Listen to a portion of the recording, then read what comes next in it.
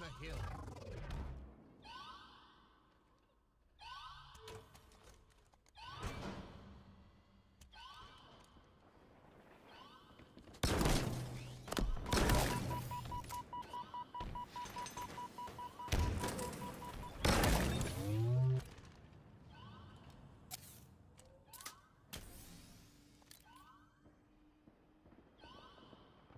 Enemy about to score.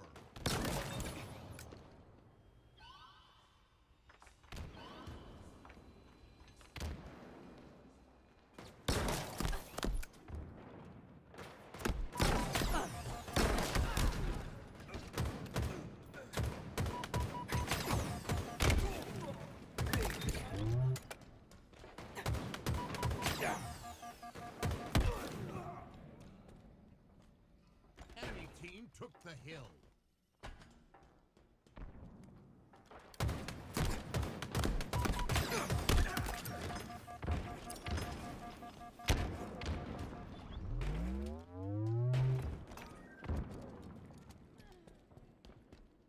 Enemy team took the hill. Enemy team scored. Hill incoming. Hill ready. Enemy team took the hill.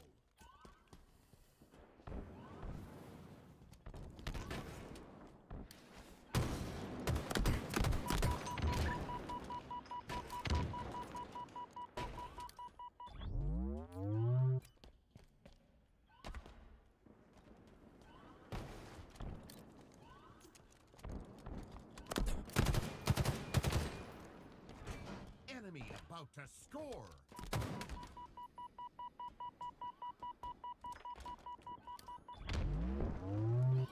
Good morning, everybody, and welcome back to day 2 of the major here in Charlotte. Enemy teams Hosted by FaZe. On your screens now, Shopify Rebellion up against Esports. ready.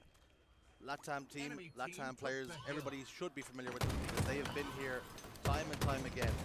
Very impressive squad, but a very tough test now against the reigning champions. Enemy Good team morning and then good night, because Shopify Rebellion already 2-0 up. I thought for a second by the time you had done your intro it was going to be game over. Just Shopify Rebellion straight out the blocks hot. Exactly what we saw yesterday. They take no prisoners. Doesn't matter who they're going up against. It is business as usual. Already 11 kills, make it 12 for last shot. I think we know how this one's going to go. This is not the game that I think Akabe are really worried about when they're looking at this pool about who they're going to try and take down. This is about warming up for them, in my opinion. Now, sure, these players have been on the main stage. We know how good they are. They can definitely go toe-to-toe with anyone in terms of gunplay, but Shopify Rebellion are easily going to be the better team here. Yeah, this is well and truly not going to be the barometer in which they would judge this tournament, but they have been battle tested again, making it through the open. Congratulations are in order. And perhaps playing against Shopify Rebellion, Dan, is the team you want to play first. Just get that one out of the way and then settle into pool play and maybe go on a roll. It would be my favorite. If I was going to come in from open bracket, I would rather play the best team in the world first. You don't want to have to rely on this game to try and get out of pools, for example. Let's say you played second and third seed, you lose both, and then you're like, oh, well, you know, we could make it if we beat Shopify Rebellion. It's just very unlikely to happen. So get this one out of the way, or maybe you catch them off guard and they are a little bit slow out of the blocks, which we have seen a few teams struggle with in the past. But here on Recharge, it's everything but. Shopify Rebellion do not look like they have skipped a beat. They're looking very comfortable already here on Saturday morning and closing in on taking a third hill, which probably wraps this game up already with only 3 minutes left. They can play this one however they want, but there will be that confirmation. It's 3-0, and Akabe are just really going to have to try and dig deep here in this game. Dig deep, perhaps dust off, lick the wounds and go again in game 2, because this one looks nothing short but dominant. We'll cycle over towards blue, last shot standing inside the hill, receiving no pressure. Lure gets one on the cycle. That will even the odds on the map for the moment. The rotation can come through pipes, but there's so much progress already made on this hill that Esports is giving themselves so much to do. Last shot just fighting his way out.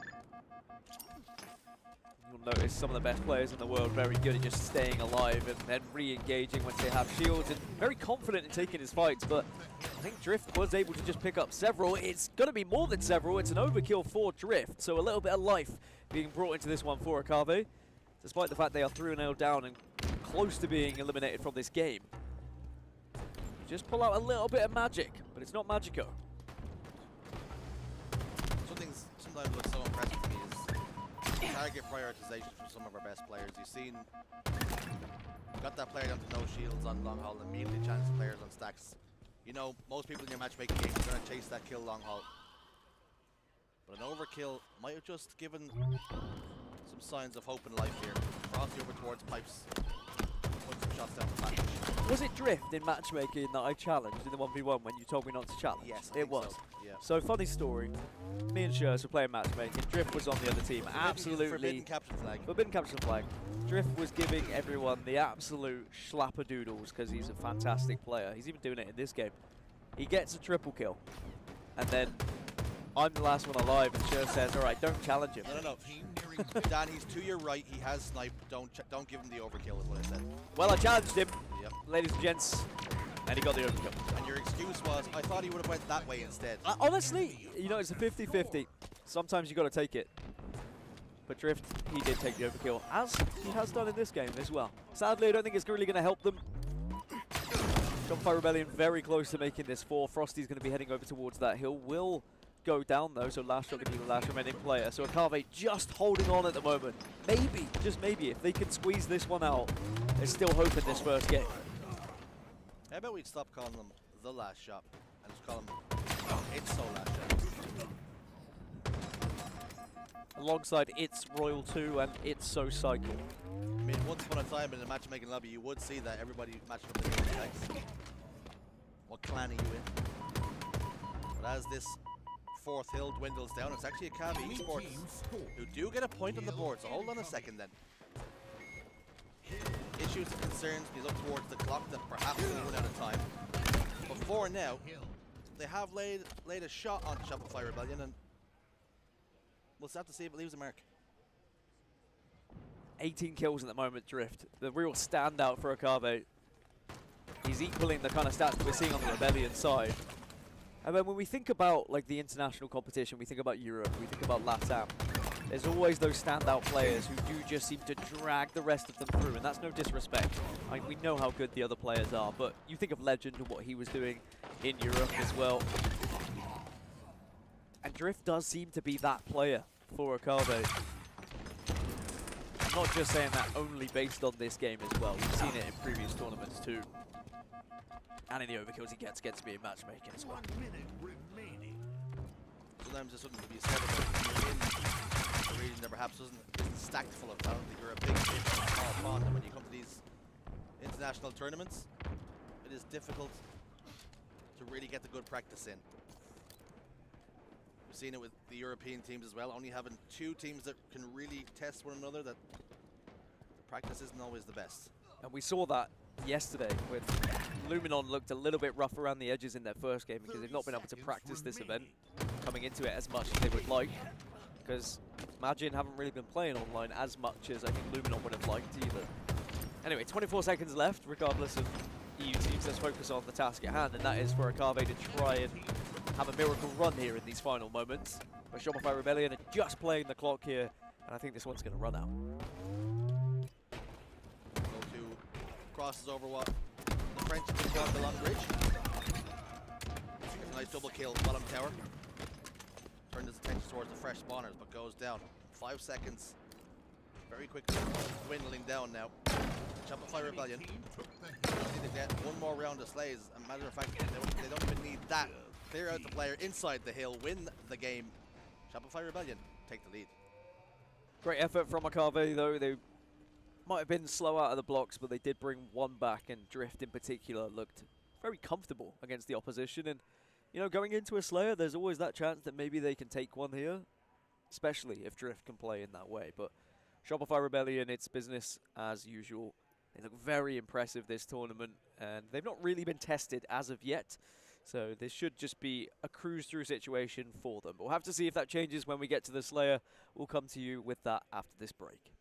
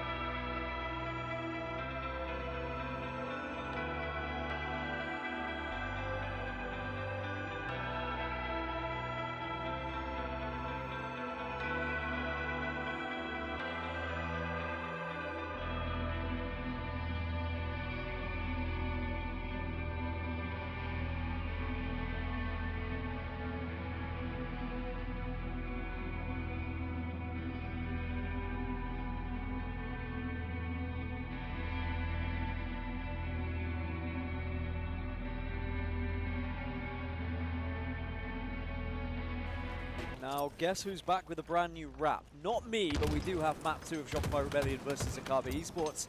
And we are going to be heading into Aquarius Slayer. Can a Slayer be a little bit more of a comfortable scenario here for Akabe? Because it didn't look too much out of sorts in terms of their slaying ability, just lost a little bit in terms of objective work when it came to game 1 here.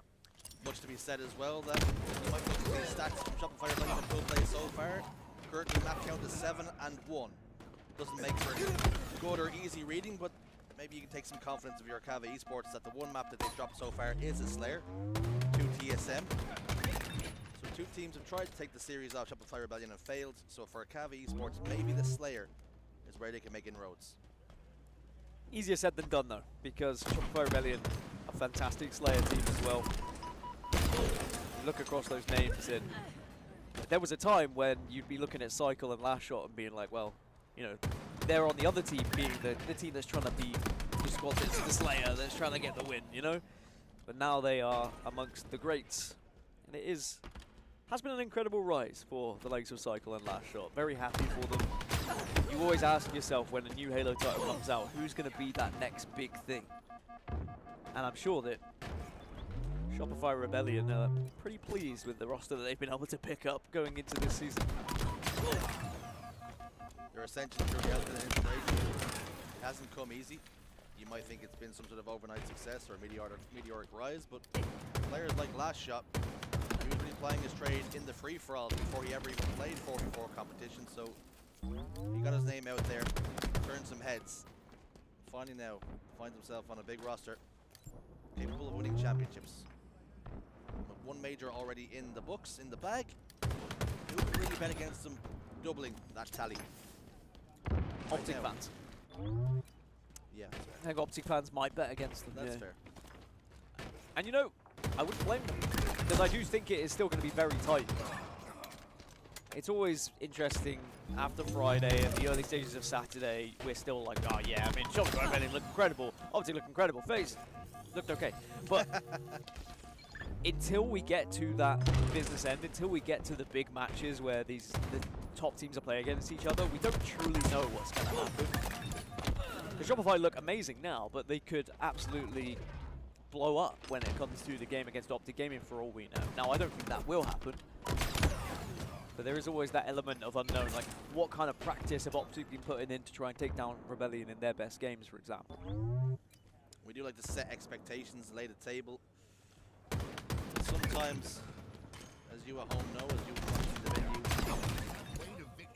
you can plan for the best, sometimes you have to prepare for the worst. Sometimes these teams don't always perform. Triple kill for Frosty. And an 8-kill advantage now for Shopify Rebellion. Yeah, this one's starting to slip away from Akabe now. Oh! Oh my goodness. All the noises are coming out from me. And you'd be worried if it was a triple kill. You never know which noises come out the further we get into this game. But 10-kill lead. Akabe now, they're being pinned back by Shopify Rebellion, and look at them hunting as a wolf pack. Yeah, this is not fun to play against. Every single time you're down to no shields, you're praying around the corner, and when you do get around that corner, you think, thank God, Sanctuary, please help.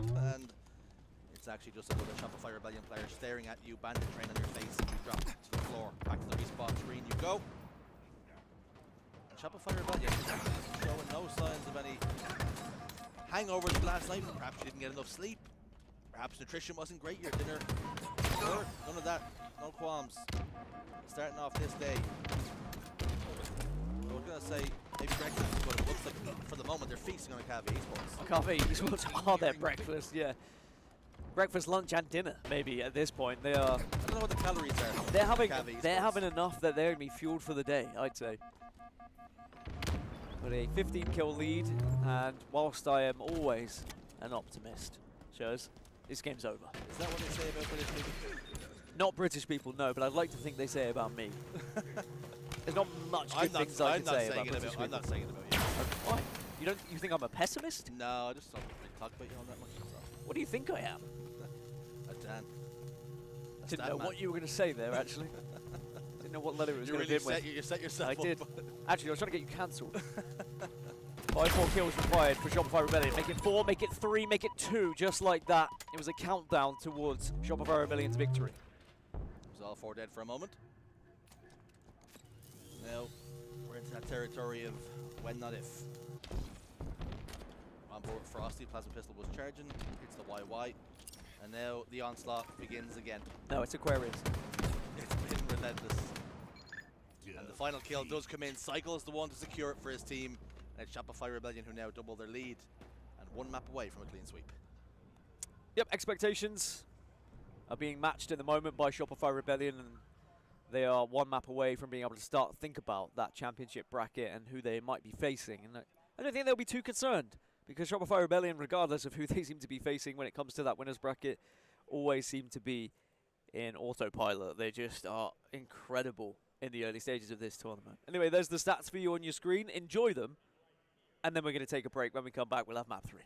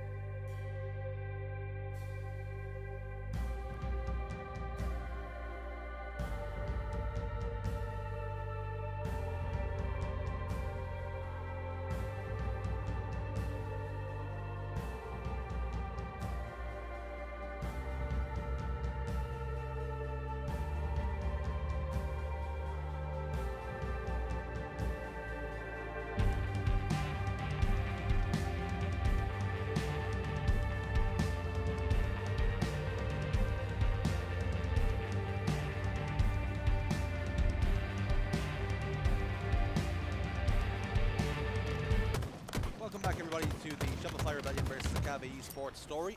And is this to be the conclusion? Or do we have a couple more pages to go? All for Cave to do, down by 2.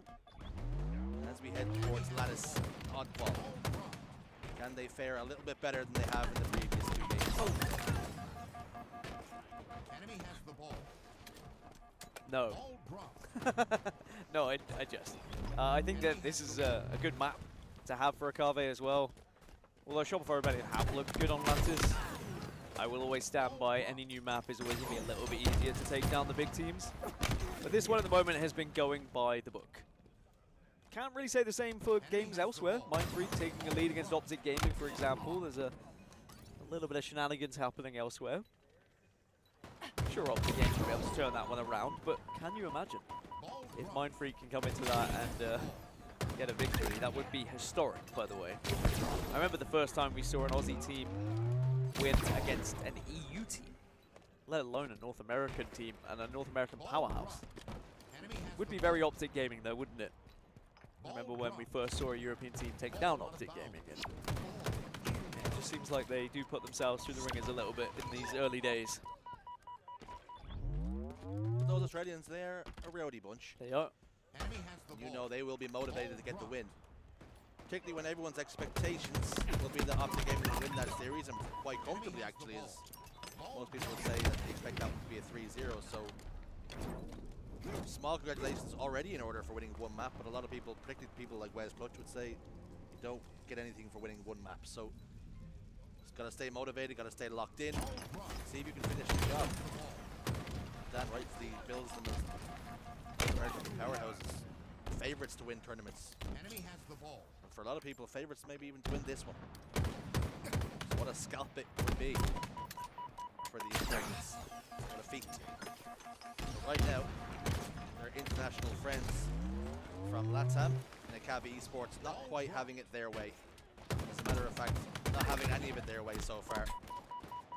Will do now. Magico soars off top of the middle. Gets one. Drift gets another. So, opportunity here. Put some points on the board and grow their lead.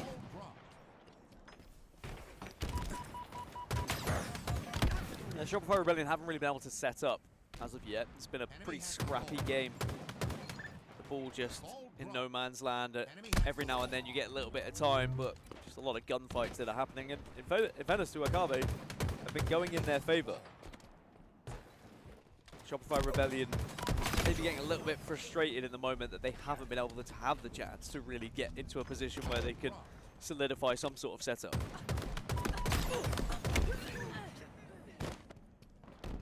Two down for Cave. Bad news is Frosty's got his hands on the sniper rifle. Enemy has the ball. 4 dead now for the LATAM team. Ball in hand for Shopify Rebellion, so a setup to break now for a Cave. Frosty sets up, plants his feet, starts looking for information, finds a face of the Magico. A body would have been good enough. Decides to find the face anyway, just to add insult to injury. Lines up the body, swinging a miss on this one. Opts to help his teammate Cycle get a kill. And that was good aggression from Acid, sliding out, realizing that Frosty was a big threat on the map, taking control now of the sniper rifle with 4 bullets in the magazine. Chance to get more. Oh, almost manages to pull off another double. Well, was the damage already done to be able to get at least one? Certainly broke the setup, and now Cave still have the lead, but Frosty's just going to whip away with that ball. And finds just about enough coverage from the pillar. Still doing a little bit of damage. I mean, that's just ridiculous. No way he wins this fight, by the way. Okay. Look how much health is left there. That would have been absolutely incredible. My head might have fallen off had I been lured. I would have put the pad down. Yeah. If I had lost that fight, end the series left the venue, I'm done, retired. See you next Halo game. Look how Fortune's turn. Picks up a double then. Actually, he's had a pretty good start to this game. 11-5 and 6. And Cave have had a very good start to this game off the opening break. Building their lead. Kills going the way of Shopify Rebellion now though. Royal 2, top cat, Rift. Gets the kill, takes him down. He thought for a moment that maybe the Canadian was going to settle for a trade, but just couldn't quite get enough damage in before throwing the elbow. Instead, had to ring the alarm. I am curious, with the map rotations how they've been and the amount of lattice that we've seen in pool play, I can't quite remember how much lattice we get at the latter end of this tournament, but... You've said lat too much. I know, yeah. My lats sore too, but I feel like lattice could decide this tournament. Imagine a best of 7 between like Optic and Rebellion. Shopify don't look perfect here, by all means. Like, they look a little bit out of sorts. And it is going to come down to who's adjusted the most, I think, to this new map. Because you can't just have one map where you're like, oh yeah, we can accept we're a little bit bad and then hope to get the job done elsewhere. It could prove to be vital, actually. So this probably is good practice for Shopify Rebellion anyway, to see how they deal with this situation where they do find themselves behind by 50+ points. I think you make a good point that they don't look perfect.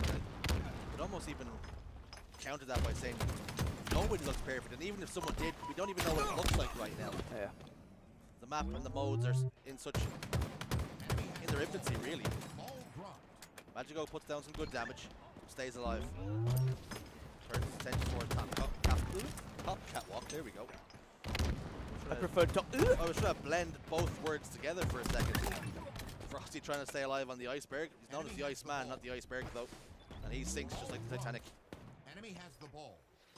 Carve outslaying Shopify Rebellion somewhat comfortably here at this point, and they only need 10 more seconds for this first round. And we speak about getting a map and how important that can be, but I think getting a round is going to be just as important here for a Carve, especially after how the first two have gone. But they're not quite there yet. They're not over that finish line. Shopify Rebellion do have the ball, but they are running out of time. Now, I'm going to say something perhaps slightly controversial, because I know statistically it doesn't make sense, but winning a round of oddball is perhaps more difficult than winning a slam. You have to be more controlled for longer periods of time against your opposition. In theory, yeah. Like in an oddball game, 9 times out of 10, the better team will win. If he'd hit that shot, it's a very different round. But now, Shopify Rebellion, they're going to be on the back foot with only 10 seconds remaining. And I think Akabe should be able to close this one out here in first round. 3 more seconds, just defend the ball, and that will be the first round going in favor of Akabe Esports then. So, a little bit of life in this series after all. Something to hold on to then for Akabe Esports. Can they build? Can they formulate a plan, a strategy? Push up Shopify Rebellion at least one more map. Half the work's already done here. But you just think now, Shopify Rebellion lean in just a little bit more, focus up, and perhaps that's the wake-up call they need. It's interesting because I would consider this the best game type for this map.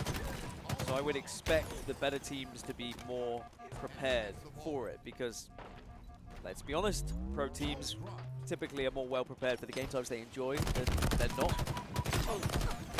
And I do think Oddball works very well here on Lattice. So yeah, this is a bit of a surprise to me, but it's not unfamiliar to what we've seen so far in this tournament. FaZe looked pretty bad on Lattice as well. I can't speak for Optic, I can't remember how Optic did, but it does just seem like these top teams, their big vulnerability seems to be on Lattice. You're going to find holes in people's game. It's probably going to come the way of the newest maps and modes. That's where the most opportunities should be. And we're seeing that here. I'm going to tip my hat to Lure here. 23, 6, and 15 against the reigning champion, let's not forget. He's having a performance to remember right now. 3 bullets to work with here for Drift. Fires 1, melee will do the job.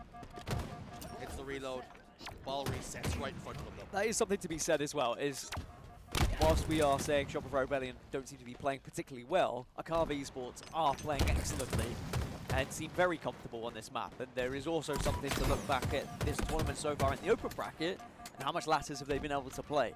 Maybe they've got a few extra reps in this tournament on this map that is just helping them feel that extra bit of home comfort here on Oddball Lattice. So whilst they're not over the line yet, it's certainly looking better than it has in the previous. But Last Shot gets a double kill, looking to continue his aggression, see if he can find one more.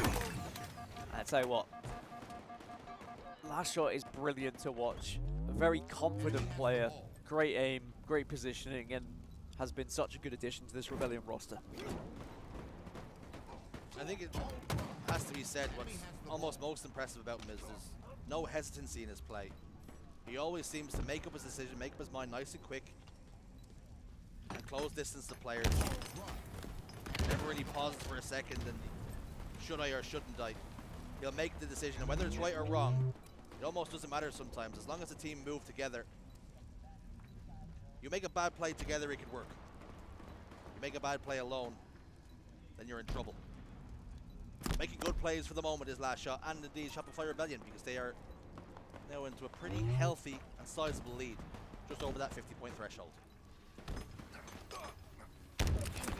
Maybe a little bit of a wake-up call that first round for Shopify Rebellion. They are playing differently. They're taking the ball to different areas as well. They're trying not to allow the battle to be around the ice area, and instead seeing if they can push the ball to the other side of the map, where perhaps they find it a little bit more comfortable to hold. Someone who is comfortable holding things is Acid with the sniper rifle, but quickly removed as the sniper's being passed around like pass the parcel. Did you play Pass the Parcel as a kid? We did. I'm not sure whether we called it Pass the Parcel. In Ireland, it was just Pass the Guinness. That is exactly what we played. I'm only 14! Last Shot slides forward though. Turns 1 into 2, double kill. 3 dead as well for a Cave. Ball in hands once more, and we do have the Quantum Translocator that's going to pop up now as well. I think we spoke about it briefly yesterday. You don't see teams setting up for the Quantum Translocator like you might with camouflage and an overshield. It's nice to have, but not a need. And we're seeing that here play out for the Rise. Things go down, but Cycles finding faces elsewhere. And that makes this hold even easier for Shopify Rebellion. Yeah, it's not going to win you a game, a QT, but it is a very useful tool to help assist you on your way. But this has been a very different round from Shopify Rebellion. Just when Akave Esports probably thought, you know, we're back in this series, rubbing their hands together a little bit. Shopify Rebellion wake up, and they will convert this round in a very dominant fashion, taking us into round 3. Shopify Rebellion say, look, we do not want to be dropping a map here. Let's make this quick work. And Akave Esports sadly now have to try and bounce back, and it is not an easy way to bounce back after getting obliterated like that in that round. Round 1, Akave sent a message. Shopify Rebellion respond in round 2. Who will have the final word in the game, or perhaps the series if it's Shopify Rebellion who are speaking loud by game's end? They're putting out some shots. Throws a nade, but unfortunately for him, doesn't do any damage. Cycle now will scoop up the remnants of the sniper rifle, and quite a lot of it. 5 rounds to be exact. Rattles off one, good for a body shot. Second one connects as well, and we often speak about it, Dan. Sometimes applying pressure with just hitting body shots is good enough. Oh, speaking of, Enemy has the ball. Cycle manages to connect, and the ball is going to be in the hands of his teammate as well. And again, another body shot just to help Royal 2 finish off that one. Shopify Rebellion playing far better now. They're working in different spaces, but they're also ensuring that they are supporting one another a little bit better. There were a few times they were guilty in round 1 of perhaps over-challenging, taking fights alone, maybe not taking into consideration where their teammates were for that support. And maybe it was just a little bit of a kick up the backside, that first round loss, to say, look, we're probably underestimating our opponents a little bit here after these first 2 maps, so let's just lock in and play our way. Yeah, certainly a lot more staggered and splintered in round 1, but we're seeing a much more buttoned up in round 2 and 3 from Shopify Rebellion. Far more professional. Like Akave Esports, with the success they were seeing in round 1, not really able to replicate it here. 30 points, and that lead is starting to grow, and Akave yet to get their hands on the ball, yet to really be able to apply any significant pressure. Here comes the push though from Lure and Acid, trying to combine over here towards the ice side, but so much damage being put down by the turret Royal 2. Just go away, Matt. By the way, I believe Optic Gaming are down 2-0 to Mindfreak elsewhere. which is bloody mental, I will say. So, curious to see how that one ends. To be one map away from taking down Optic Gaming and potentially qualifying through pools. With that pool's going to be a mess, by the way. I don't know what on earth's going to happen in that pool with that result. But you'd imagine if Mindfreak could take down Optic, who knows what else they could do with the other teams that are in there. Anyway, here on this matchup, Shopify Rebellion 41-10. Akave are going to get that ball, but for how long is now Shopify Rebellion are on the hunt? One thing you were saying, you know, round one, Shopify Rebellion, yes, they were out of sorts. There was times when I saw Royal 2 just kind of jumping top middle and having himself very, very vulnerable and exposed and would go down a little bit quick. And it wasn't Royal 2 gameplay. It did seem like he was in autopilot a little bit. And I think it's an important lesson for Shopify Rebellion to remember as well in a game like this where you can't afford to do that. Because if you give teams an inch, they will take a mile, and you might get away with it against Akave, who are, you know, fresh FaZe from the open bracket, but you do that against an Optic or a FaZe, or a Mindfreak apparently at this point, you never know what can happen.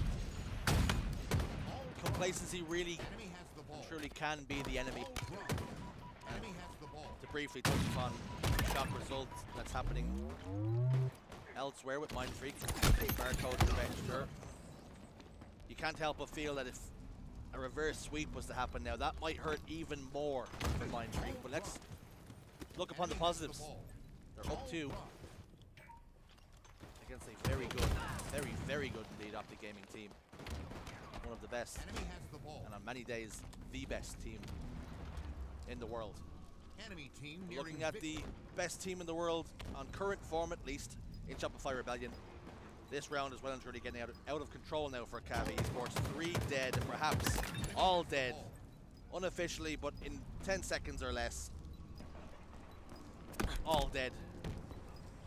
And the clean sweep looks like only a matter of seconds away now. And Shopify Rebellion close out this game, close out the series in emphatic fashion. Shopify Rebellion looking very good. Akave had a little bit of a fight back. They were able to get 1 round on the board, but it just seemed to shift Shopify Rebellion into that extra gear.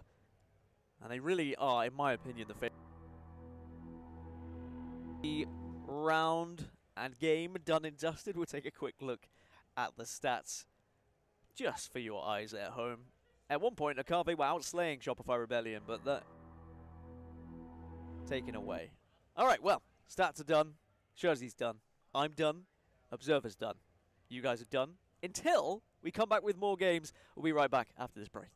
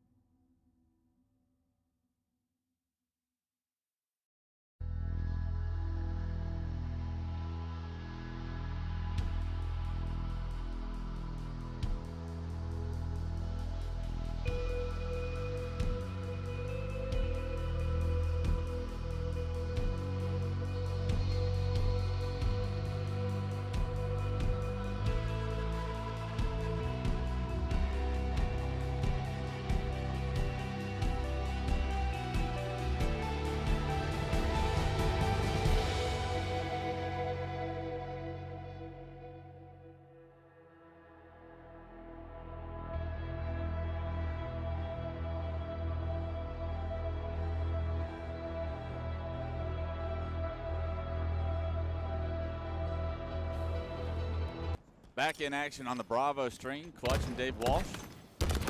Joined by Akave and Complexity here in Pool A. And right now we have Complexity being the team that survived their Friday and looking to continue their at least tournament run here. They're going to have to take down Akave. And Akave, actually a team that normally, Dave, comes through the winner's side of the open bracket, actually got knocked out by Legion, or down I should say, and then finally made it out to the elimination side of open bracket. So they play against Complexity, a little bit more difficult of a pool you would think, but off to a good start here in game 1.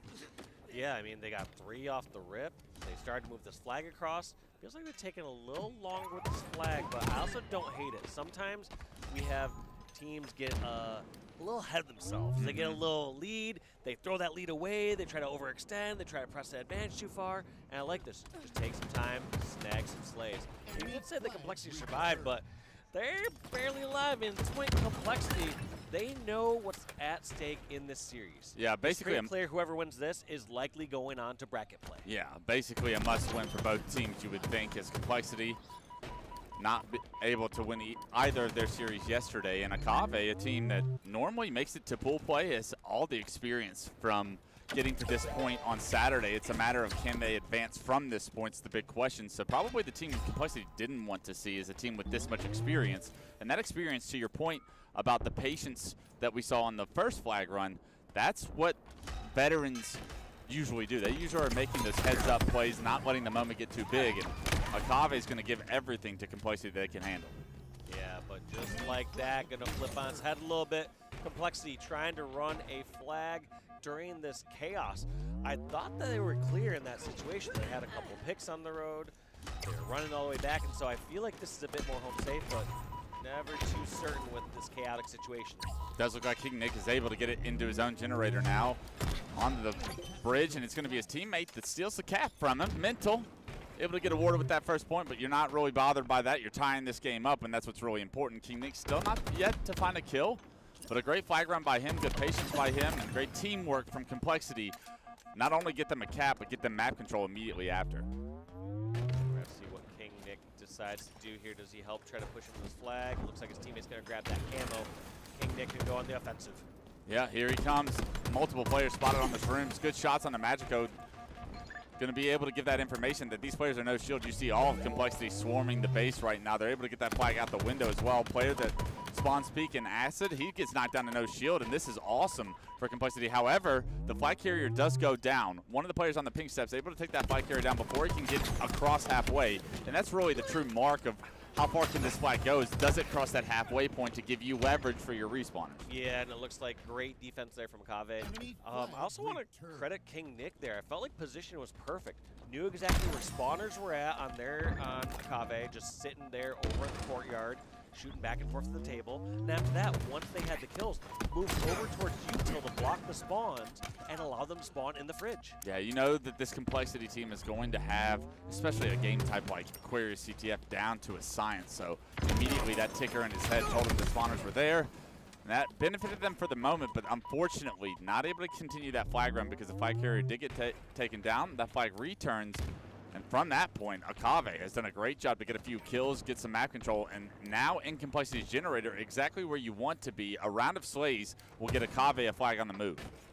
Here they are, grabbing this flag and util. That's sometimes one of the chaotic situations where it feels like the right thing to do.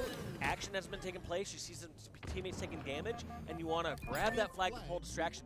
But in the end, this is what's going to cost Akave a flag. That was a free death on the person who was furthest pushed up across the map. I expect Complexity to escort this one all the way back and go up to a 2-1 lead. Yeah, it's not often we see a pink run of the flags. It's usually through the car side of the map, but this flag run is going to work out for Complexity, it appears, as the last player alive is Drift, and we can see Drift in his own generator right now, so that flag going to give Complexity the 2-1 lead. They're making it work no matter what the situation is, and I think that's something we traditionally see from Ryan New. Maybe some like untraditional objective routes that work out, so Complexity showing some versatility here in this series already. Yeah, it feels like Akave making a couple mistakes that are costing them caps, but in the end, it's good to know that's kind of their mistakes, not them being fully outplayed. It feels like their mistakes are being capitalized on. Right, it's something that can change throughout a game and a yeah. series. So let's see if that's going to be the case. Magico with some good shots. Acid and Drift actually the ones that find the kills. King Nick, however, sneaking away with the camo. It's a 2-on-2 situation. War looking for King Nick, but can't spot him until King Nick decides to reveal himself with some good damage onto War. You see the assist come through from Mental, and that's more map control, and now a camo player in King Nick that could be anywhere right now. Akave on their back feet. Let's see what King Nick decides to do here. This camo gets those picks. He likes this table position when they're stuck on the flag. This is going to be 2 players rolling in over a dead body on the flag, so not going to be a surprise where they're coming from. But that flag is moving across towards Util. They know where the spawns are, and they just have to cut them off. Yeah, a complete wipe of Akave. It is going to be a couple of players that were able to overextend, but good damage from King Nick. Even better repositioning here. Magico looking for him, but he can't find him. Camo saving King Nick's life there, and it's Akave really being disrupted by that camo. That flag could have been stopped, is stopped momentarily, but with King Nick doing so much damage and distraction, you think it's going to get punched in. You know it's going to get punched in. 3-1.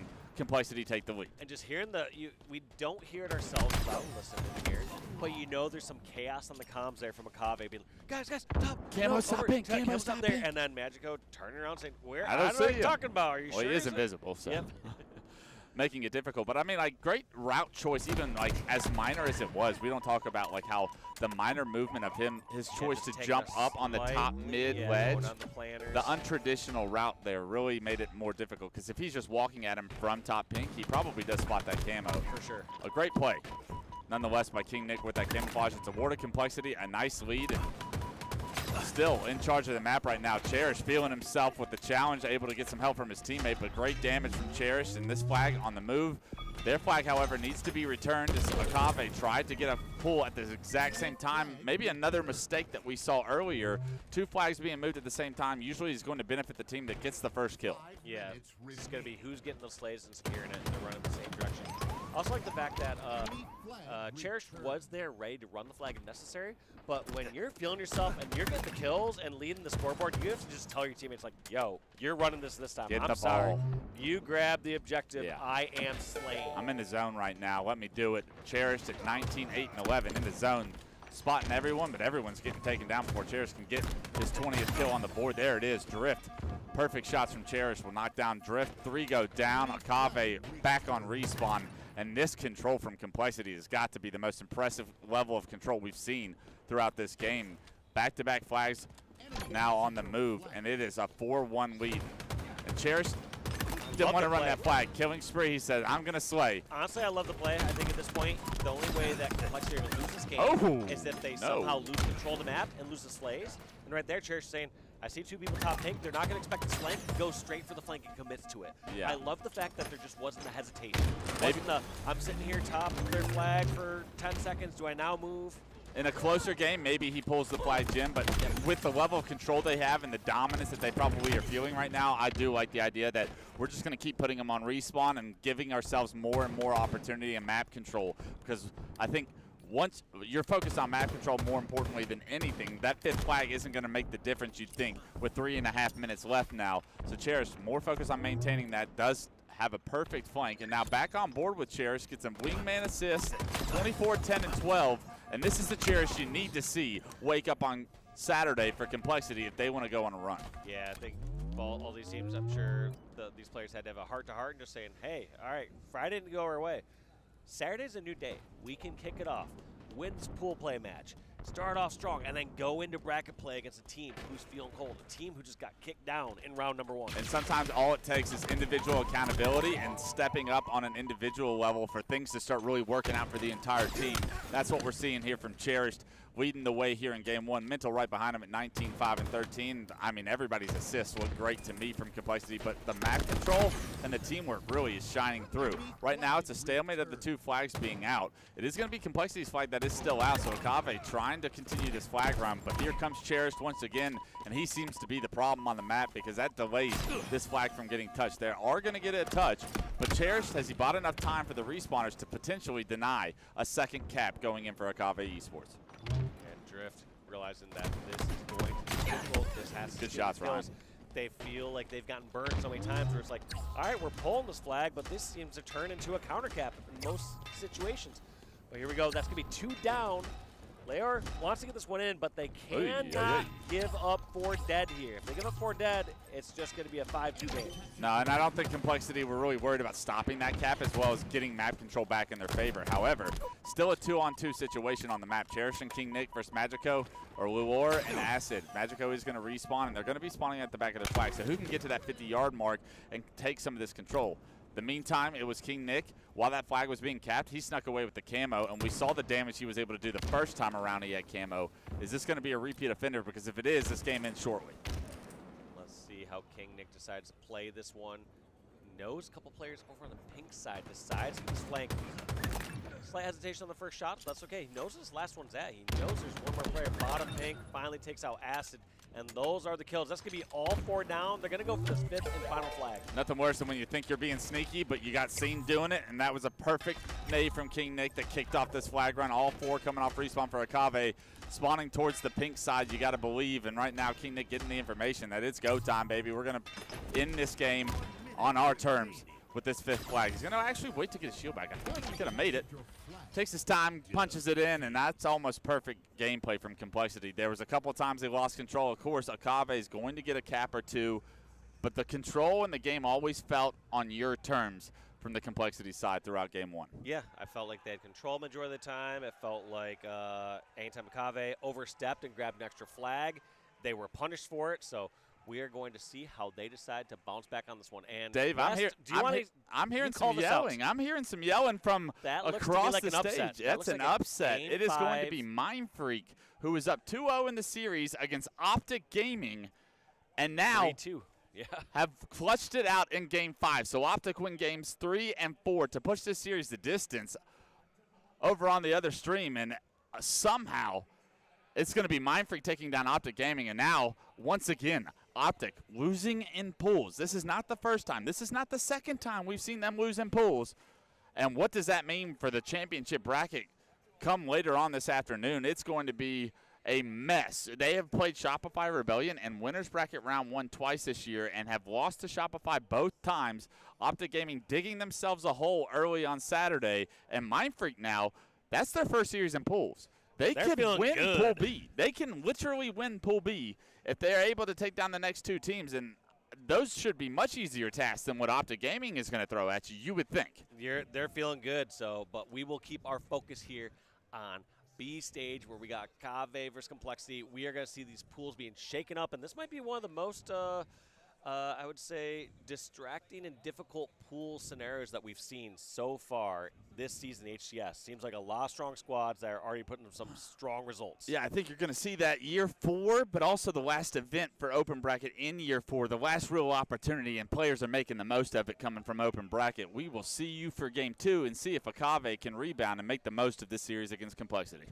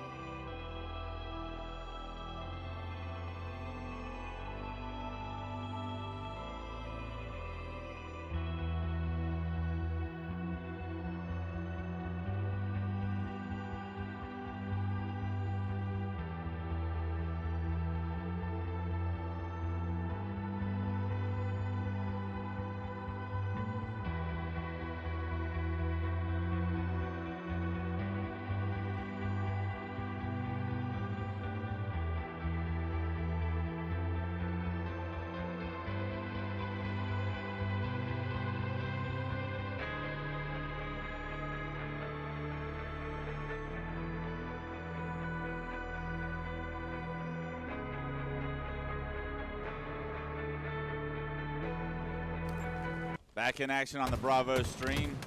Complexity up 1-0 after a dominant performance on Aquarius CTF, but now on to Recharge Slayer, and it looks like Cherish continuing his reign of terror from game 1, trying to compete for the camo, but it is a good job by Akave to trade some of these kills out. Camo, I believe, is still down in the hands of Lure, and it gets removed immediately by Mental.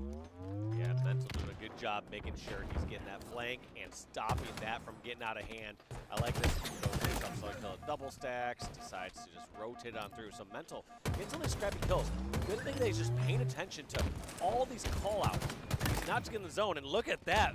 Single kill, single shot after single shot, finding out where every weak player is across the map and doing cleanup duty for this roster. Yeah, I actually love that he ate that angle for his camo player to get away, and Cherish right there, bottom middle, instead of like baiting him because he was no shield. Even though he was weak, he said, my camo player is the priority on the map. I will die for you if I have to. Fortunately, he's able to actually benefit from a kill. That camo does get removed, however. A good job by Akave to collapse on the blue players there to take down both Mental and Cherished.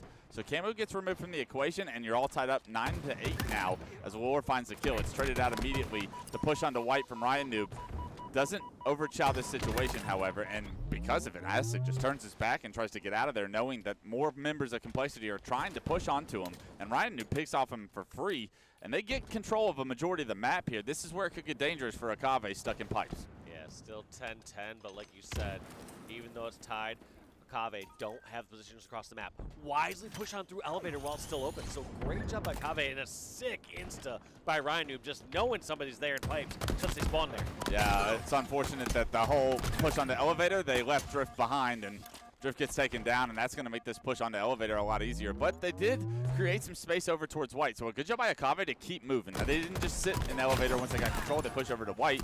They're able to get a couple of kills, and because of it, Dave, we're still looking at a 14-all game. Surprising there, though, from Akave, because like you said, we had them kind of trapped over towards that pipe, towards the elevator side. Seems like they had a great flank there from Ryan, but somehow answering their own kills as they're pushing through.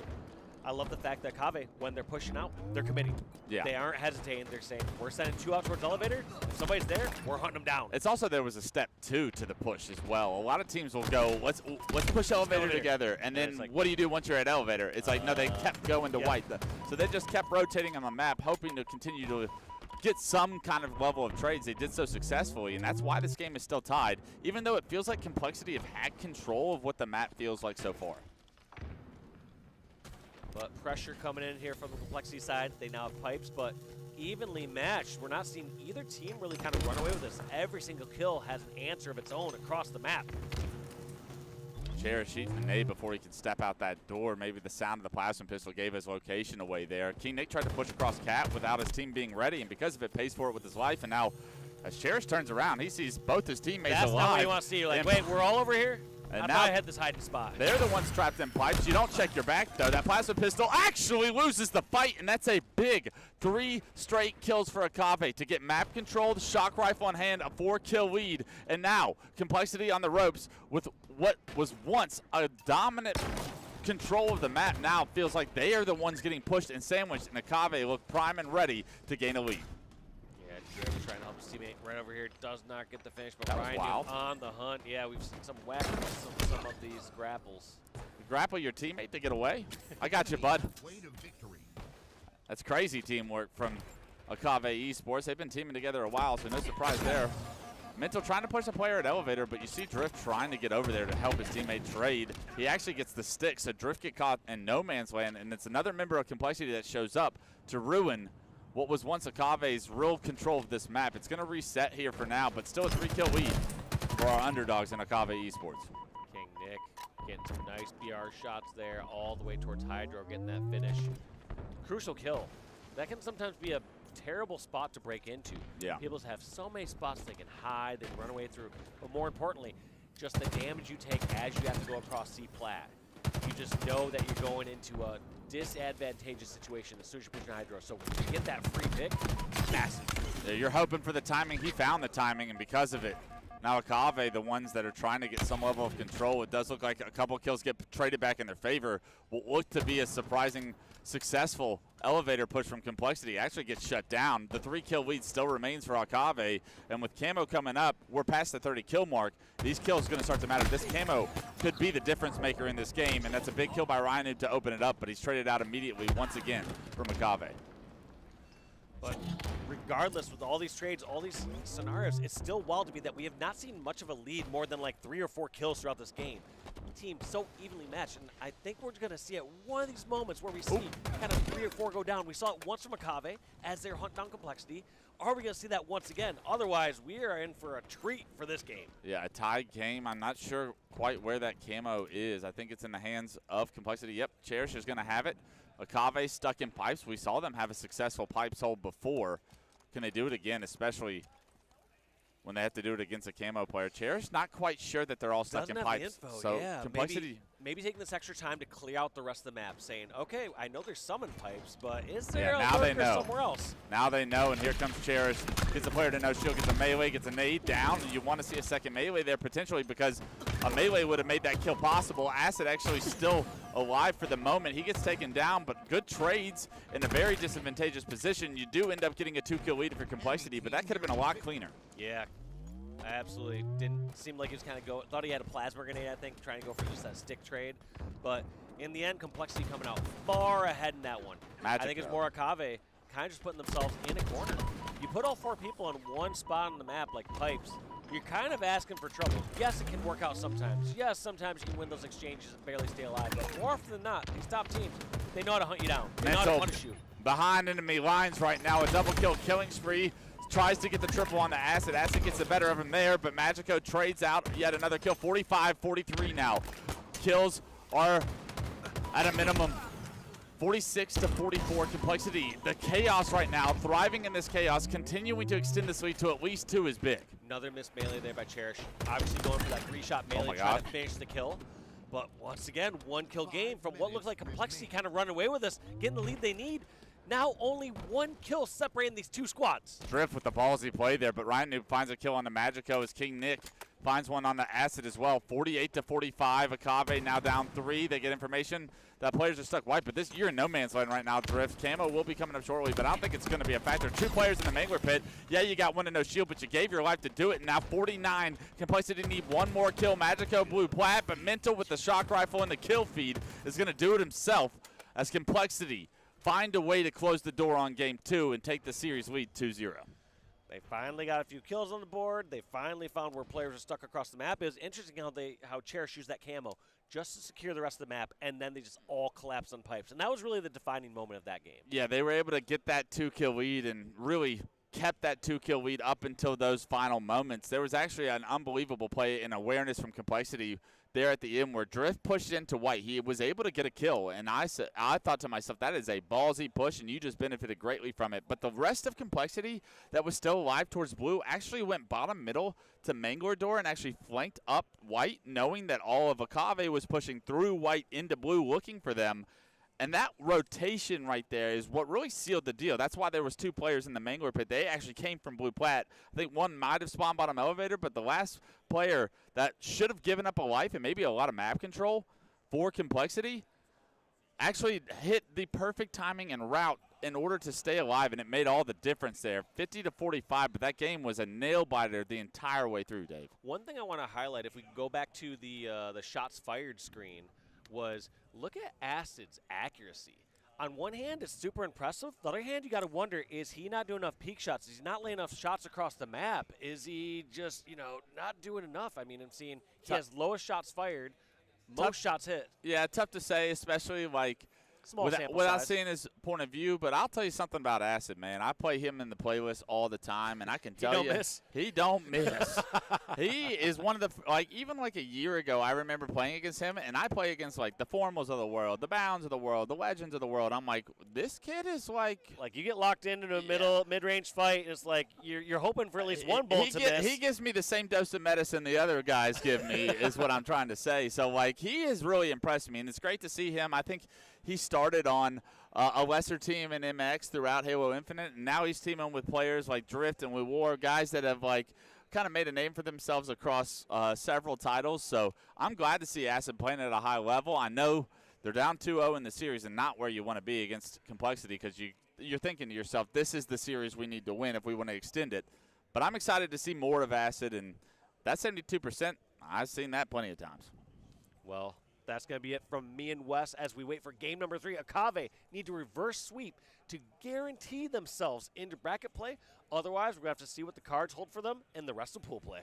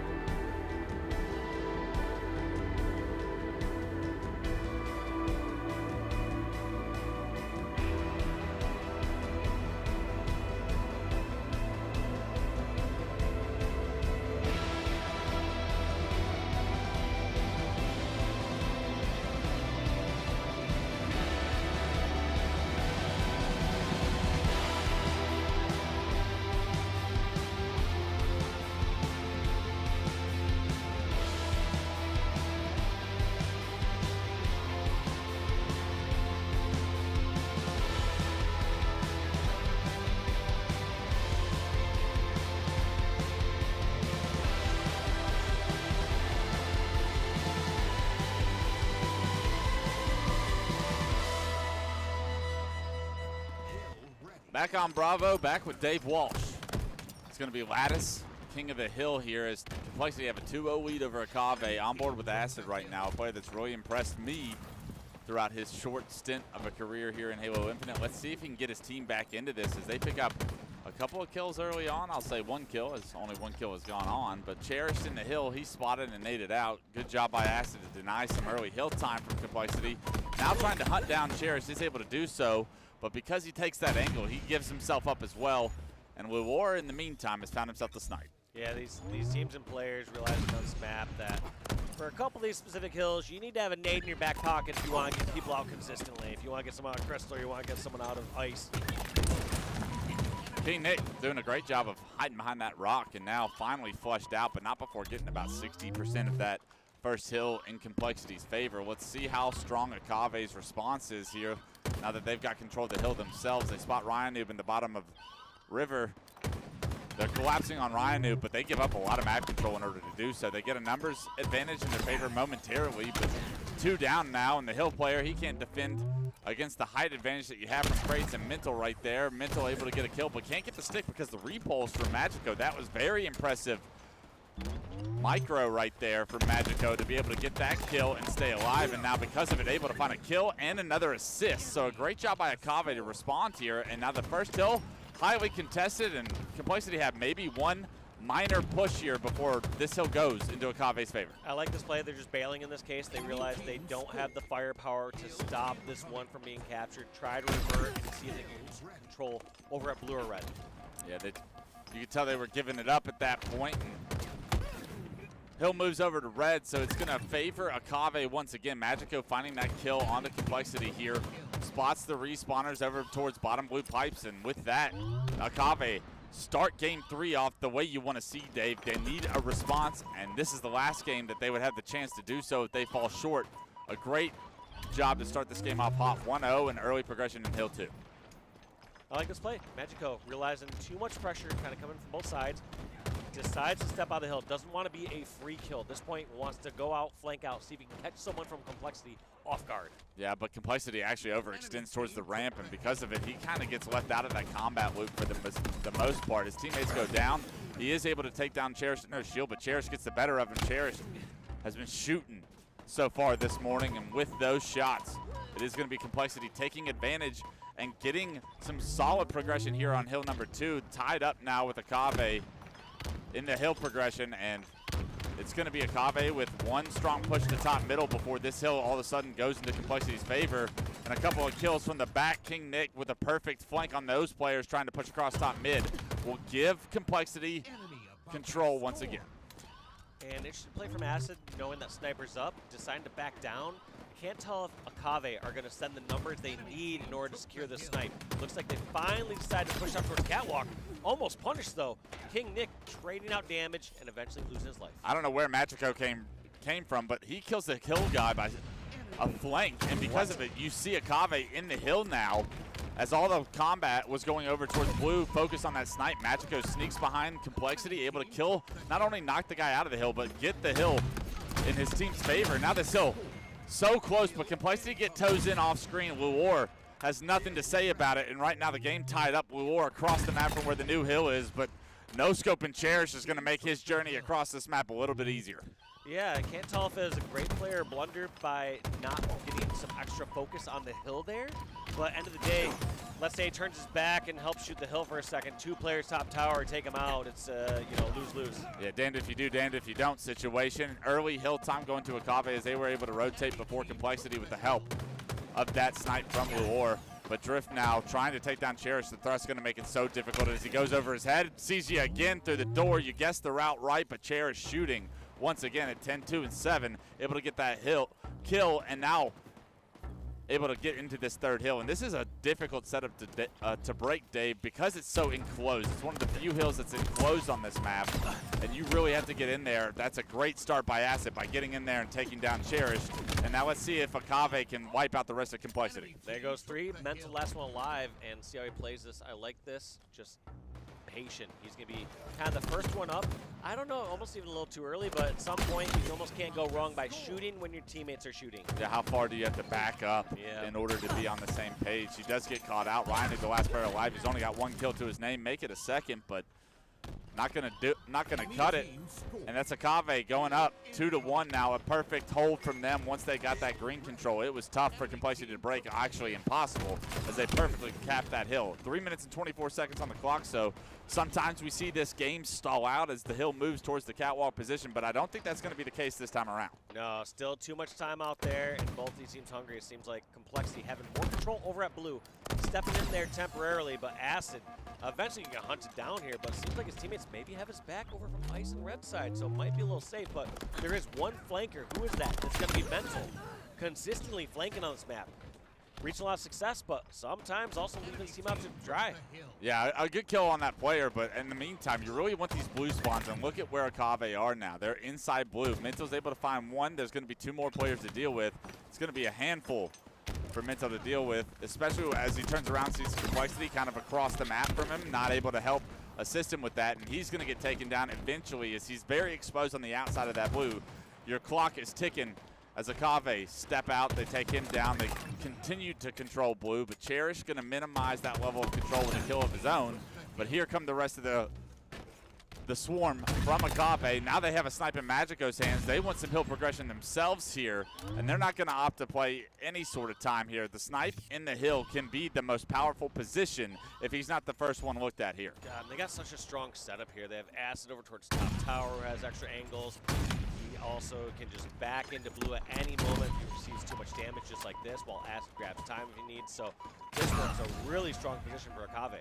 I'm not quite sure how he saw that through the scope of his gun right there, but almost a quick scope onto that player. 3 do go down, so all you had to do is hit one body and your teammates are doing the rest. That's a very nice place to be if you're Magico in this position. I'll get the hill even if I have snipe. If I land a body, you guys are taking down all 4. Complexity, that's an impressive performance. He says, I actually want to get involved in the action. Hits a nice quick scope there.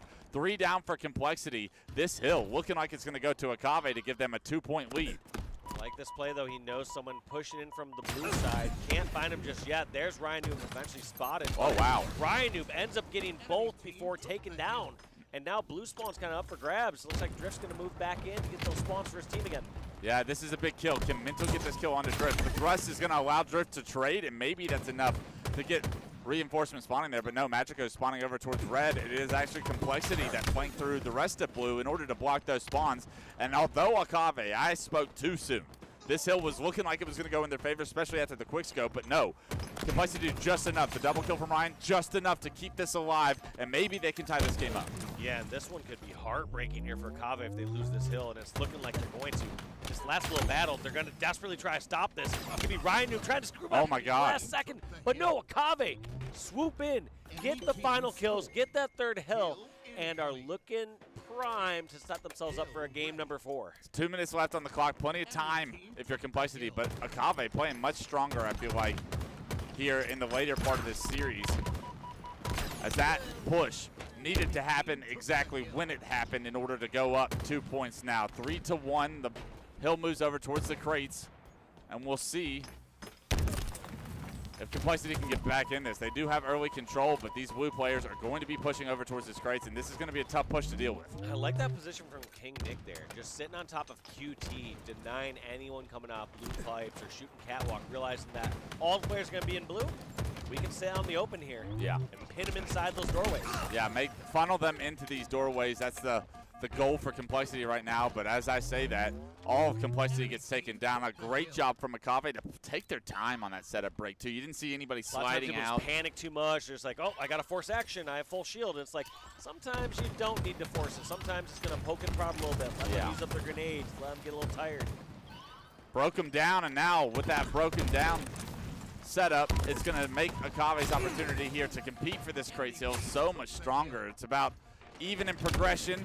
Magico does get taken down. 3 actually go down for Akave right now. Acid, the last player alive. He's inside green. He's trying to play his life right now, but Mental on the prowl, going to get a trade, and that's good enough to get the job done for Complexity. They're going to have 70% of this hill. You know Akave want them out of this hill, but they need to be focused on where this is rotating back to ice. Ryan Noob just being really aggressive out of this hill, trying to get some damage all the way over towards red. Now forced into 1v1 against Acid, gets the hill. Complexity, they're alive in this one. Yeah, absolutely. They got that pretty quickly, so they're not draining too much time on the clock, but now Akave, they have to decide. Of course, once they get the kills, do they step in the hill, or do they drain this last minute and try to win via time? Yeah, I think if you're a Kave, you play time, but unfortunately, 100%.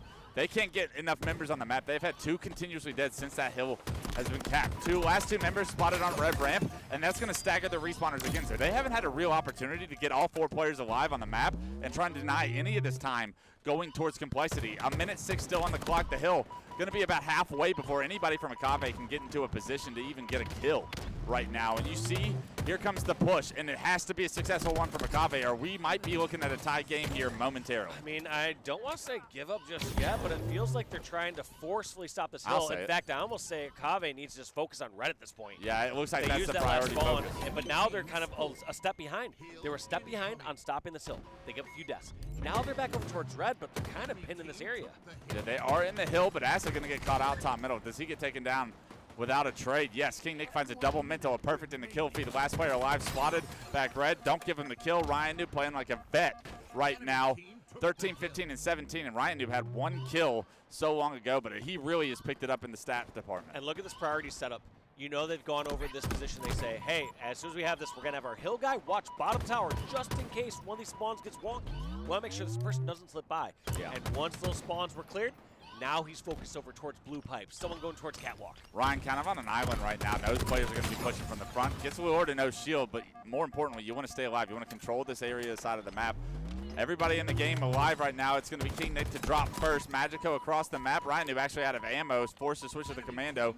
Player pushing right next to him through the high window. He gets taken down. Great job by Ryan. It's a killing spree from him, but it looks like Akave have done enough on the other side of red in order to break this setup. 3 go down for Complexity. Last player alive, King Nick, challenging Acid, and that's a bad decision, as I said. I did the same thing in the playlist. Acid taught me that lesson, now teaching King Nick the lesson. And this hill, very close to even right now. Complexity spawning across the map, have a long journey to go, and so many places to check. The pressure is on. 1 down apiece. That's going to be Ryan Noob and Drift down for both sides. Not stepping the hill just yet. Akave realizes the next slays decide who gets this hill and who has control of red. They realize we don't need to force the action just yet. Just as I say that, though, I believe that's Magical stepping inside the hill. Oh my Can he God. get this? That's going to be 2 down. That's going to be mental. The very last one trying to fight against Magico does get the stop on the hill, but too little too late. They're going to scrap up these last 5 points. Yeah, there's no way. Complexity's across the map. Ryan is doing what damage he can, but it's not going to be enough. And Akave Esports will win Game 3 to extend this series to at least a Game 4. Kudos to them. I mean, I saw them crumbling a bit on that 6th hill. They were desperately trying to get somebody out of the small rock, trying to pick someone across the map, trickling deaths. And then right as that happened, we even started to see miraculous plays from Complexity. I saw Ryan, who playing out of his mind, just playing it so smart, leaving players, going through an entire clip of ammo, going through his entire ammo reserves. Yeah. Not having anything left, Switches showing to the how commando, long still and gets a successful kill. that life was left. That life was so successful. But in the end, just too many trickle deaths from Complexity. They weren't able to close it out. That's going to be Akave bringing it to game number 4. We got ourselves a series, Wes. Yeah, we will see you after a short break for Game 4. And I can't wait to see if Akave can keep some momentum going and maybe push this series the distance.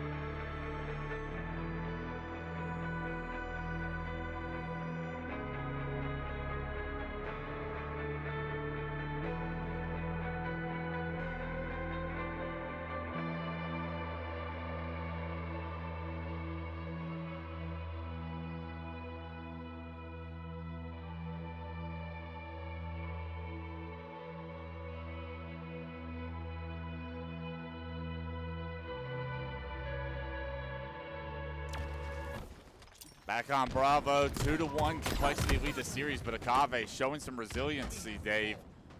Winning game 3 and clutching out what was a very close last and final hill in overtime. And now we have our sights set on Wi-Fi or oddball, and this is going to be interesting because this series is so important to both these two teams' tournament lives, and it is a matter of can Complexity stop some of the momentum Akave have just built and find a way to finally close out a series this tournament.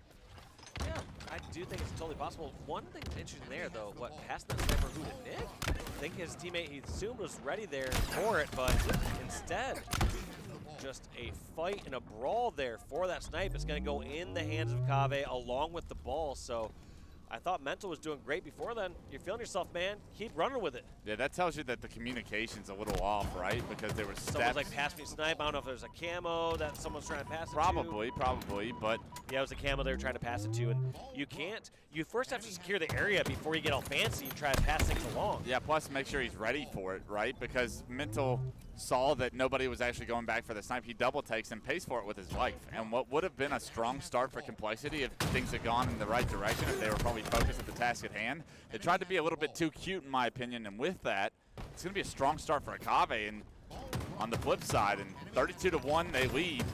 And they get the ball back green, so they should have an opportunity to play this as well. 3 go down, the ball actually doesn't get played. I've been in that nightmare before, Dave. And Magico is not happy with that one then, because Magico was in a perfect spot to be able to contest the new play ball. But that last challenge there from Mental making up for, I wouldn't say it's a mental blunder, but it was a blunder of a couple players there from the team of Complexity. yeah, you definitely don't put that on one player if that level of communication's going That's just down. 2 people just too focused on the wrong thing, not securing the area before passing the goods. Yeah, Magico now on screen. 33-16 the lead. Rhino trying to hide screen's door. He's not going to stay alive. That's going to give Akave a significant man advantage here, but Mental with the flank once again. Great flanks, great routes by Mental to catch some of these players off guards to maybe even up the numbers a little bit. But in the meantime, the ball being backed up in the house, Mental was forced to back up, and now back in the action it appears. Ryan Noob flies in the house, denies some of that ball time, and Acid actually gets taken down as well. So a good break from Complexity, and I would say that's because Mental was able to pick up that first kill that made that setup a little bit weaker than it should have been. But as we say that, Complexity scooping up a few seconds of time. I don't know if I like this full scrappy time right here, though. Feels a little scrappy. Feels like they don't have the control they need, especially when you have someone like Acid behind enemy line getting those picks. I thought Drift did such a good job there to get some damage in and to get out of dodge, but Complexity one step ahead. They have a player hitting that bottom mid route in order to find that camo player, take him down. So that camo doesn't really manifest into a massive benefit, but still Akave with the ball. The scrappiness, this doesn't feel like it's a full setup, but they are continuing to extend this lead. Mental finds himself in another battle. It feels like he's consistently having this flank mode, which I think there's a healthy balance of that. You definitely need to have that freedom, but I start to feel like Mental is almost consistently on the flank. Yeah, I think he's having success while doing so. Yeah. Right now, 8-0-7. You want to see some assists come across the board. We'll see as how that play style really pays off, as this is surely going to go the distance on this oddball. We're just in round 1, 56-30. Akave still continuing that early lead and building upon it with a 30-point lead now. Acid with the snipe in hand, and this is where things could get dangerous because I've told you, Dave, this kid, I'm not going to say he's the truth, but he don't lie. Can't hit the first shot on the Cherish. Gets information, though, that multiple players are going to be pushing towards the screen door right now. Hits one body shot, hits a second body shot, and both of those get cleaned up. And Acid doing everything right as far as staying alive. And as that all happens, the ball actually rotates out towards green. So they're not only going to have a 53-point lead, but they'll have an opportunity to play it as well. Yeah, nice not only has it been tougher for Complexity to try to take over Garage, they now have to take over green. And once they do, they're not even going to get the ball. It's going to be Magical play ball in it right there. Going to do a quick QT in a second. Yep, there it is. Back to the same spot just to die, but that's all right. At least you got it out of the potential for Complexity's hands and made everything difficult. Bought a little bit more time maybe. 89-30, Akave really starting game 4 off the way you want to see them if they want to push this series the distance to a game 5. Complexity, a lot of players bottom middle right now, kind of distracted by one of those players that was dummies as the ball for Akave. Once again, makes its way in the house. They're doing such a good job to prioritize this oddball, and with that, that's going to do it. Round 1 is over. Magico cleans up the last final seconds, and that was a dominant round, which seemed pretty chaotic from any player that we joined on Complexity's perspective. It seemed like Akave was always in control. Yeah, and look at the slays. It's kind of no surprise. I mean, they were outslain by what? We got outslain by 12 kills in that round number 1. That'll do it. So, you know, you can talk about objective efficiency all you want, but if you're getting outslayed so heavily, there's not much you can do about it. That score showed. Yeah, and I loved what Akave was able to do with the oddball, with the rotations to green several different times as players were pushing screens. They're using the information and playing off of it so well. Ryan Noob found himself the snipe here in round 2, but stuck in 10 zoom right now and doesn't really know where he was up until the entire Akave Esports team decided to throw every single nade they had at him. It takes him off the map. That snipe gets played, but early ball time this time around will go to Complexity. Maybe Ryan Noob buys enough of a distraction for the rest of Complexity to get some control here. Mental, just not sure exactly what that second player was. Cherish just trying to set the ultimate bait. Just a chill guy. I don't know. Oh my gosh. Somehow gets spotted there, which is actually incredibly surprising. I don't know why they're checking the area. They must have known. They knew Camo was on the map somewhere, but I don't know if you'd be scanning over towards there. I guess they just had to say, we've checked everywhere else. Yeah, it hasn't been that long. Can't go too far, yeah. And the odd ball's right there, so you got to think he's playing around the objective, I guess. But yeah, at some point we were saying, where is it? You're checking backs. Well, I'm turning around. I'm doing a 180, trying to see what's behind me. Crossing their T's, dotting their I's, and winning game 4 right now. Akave Esports up 25-2, already won round 1, and trying to push this series, like I said, to a game 5, and doing everything that makes me believe they're going to get there. It's just a matter of time. Acid decides to drop that ball, play his life, as it's a 3-on-3 on the map. Going to go back in the house, gets information that Mental's towards a small window, gets knocked to no shield as he tries to cut across that plat, and that was a bit of a rushed play from Acid. He thought he could take down Mental, but the rest of Akave able to clean up that kill onto Mental, take down King Nick as well, get that ball back in hand. And somehow, some way, Akave still always feel like they're in control of the map, no matter where Complexity are coming from. Feels like as soon as they try to get something going, kind of gets shut down. But there we got in a similar sense. They had 3 down for Akave. Acid answers back with a double kill. Make that 3. Is he going to kill the entire team? Acid giving the perfect opportunity for Akave to get back towards Garage, get control, even though 3 of his teammates were dead. Answers with 3 kills and a half-weak person against Complexity. You don't lie, I'm telling you, Acid really stepping up for this team in a big way. Quantum's back, keeps his life alive, even though he was in a purely chaotic situation there, and now relocates, tries to hit the same flank, and the timing's going to benefit him. With Camo being the focus for Complexity, they have their eyes set on all of scoreboard. Ryan trying to burn that Camo is not able to burn that Camo. It's a killing spree for Acid. He's got the new Camo, a 32-5 lead with the full setup now here for Akave as they bring it back to the scoreboard. And you got to take down Acid first. Snipe is up. He did want that, but Complexity off respawn, able to compete for that snipe. And now Acid taking yet another round.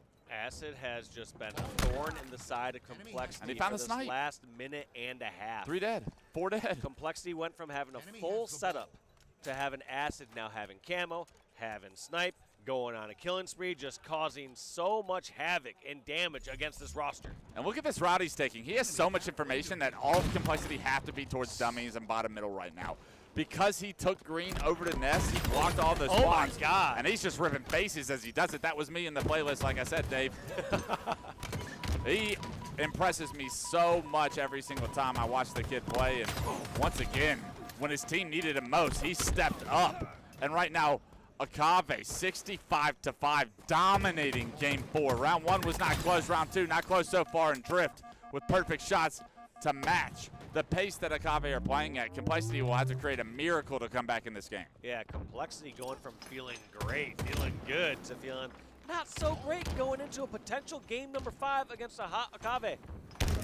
Yeah, especially with the momentum they've been able to build these last 2 games. I mean, this game has not been close. You usually favor the more veteran team, the more public team in an oddball game type, but it has not been the case here. Akave right now doing everything right, quantuming back green, getting a kill while doing so. So impressive. Another player back green, Cherish with perfect shots to release some of that pressure, but in the meantime, 81 and climbing. The ball time for Magico's got to be something to mention, 111 seconds as well. Magico realized how important this is. Wow, what timing. force, grab a few extra seconds of time, needs to get these slays. Anytime that ball is stuck over towards window or garage side, it's a battle. It's whoever gets the kills to get rewarded with the full setup. And it's now looking like Complexity might get it, but not if Acid has something to say about it. Yeah, Acid even backing up in that situation, so impressive. He could have just gone for a trade and called it a life, but he had so much confidence that he was going to win that fight, even when it got kind of sketchy there. Great shots by him. Finally, Complexity feel like they're released a little bit of the pressure from Akave. Ryan Noob found himself a camo and a sniper in his back pocket, and if Complexity want anything to do with staying away from a Game 5, it has to be in the hands of Ryan Noob right now. Yeah, Ryan Noob has to make something happen here, but also need to put some more of that pressure here from Complexity. They've had a full setup, or they've had control for about 30 seconds. However, they've only marked up about 5 seconds of time on the board. Ryan Noob getting that trip kill. I expect to see that ball go in his hands in a second, and there it is. Goal right now for Complexity is to rotate this ball towards green or towards tower so they have a play ball option. Right now they're exploring the green option as they have Mental and Cherished over there.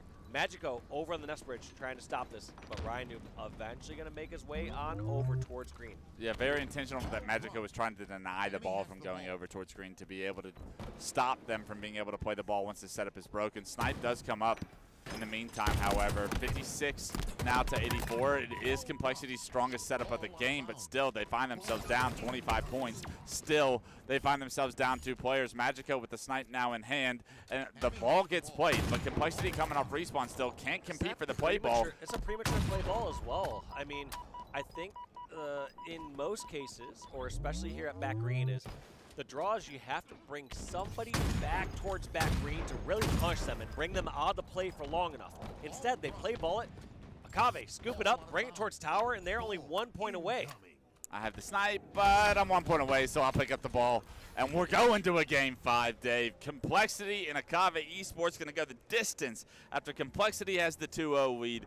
Akave match it with a Game 3 and a Game 4 win. And now 50 kills will really decide the fate of where these are this afternoon. Yeah, we'll see where these two teams are headed this afternoon. But taking a look at these stats right now, players on Akave, all of them are positive. Yes, there's been a single player who's only positive 1, I believe, where you have Acid. But you saw the kills that guy was putting up. I tell you. Putting up numbers, but when we're looking at who put up the biggest KD ratios, it's going to be Magico and Leor. Magico had 158 seconds of ball time and went 25 and 11. That is so insane. Impressive. So impressive. The anchor for this team, and benefited a lot from the assists you see from the rest of the team, of course. But, I mean, just a very impressive performance by everybody on Akave to get this series to a Game 5. Now let's see what they do with the ticket that they've punched to get here. Complexity looking for answers, looking for a way to close this series out as well. When we come back, we will have that Game 5 for y'all. First to 50 kills and an opportunity to bracket play.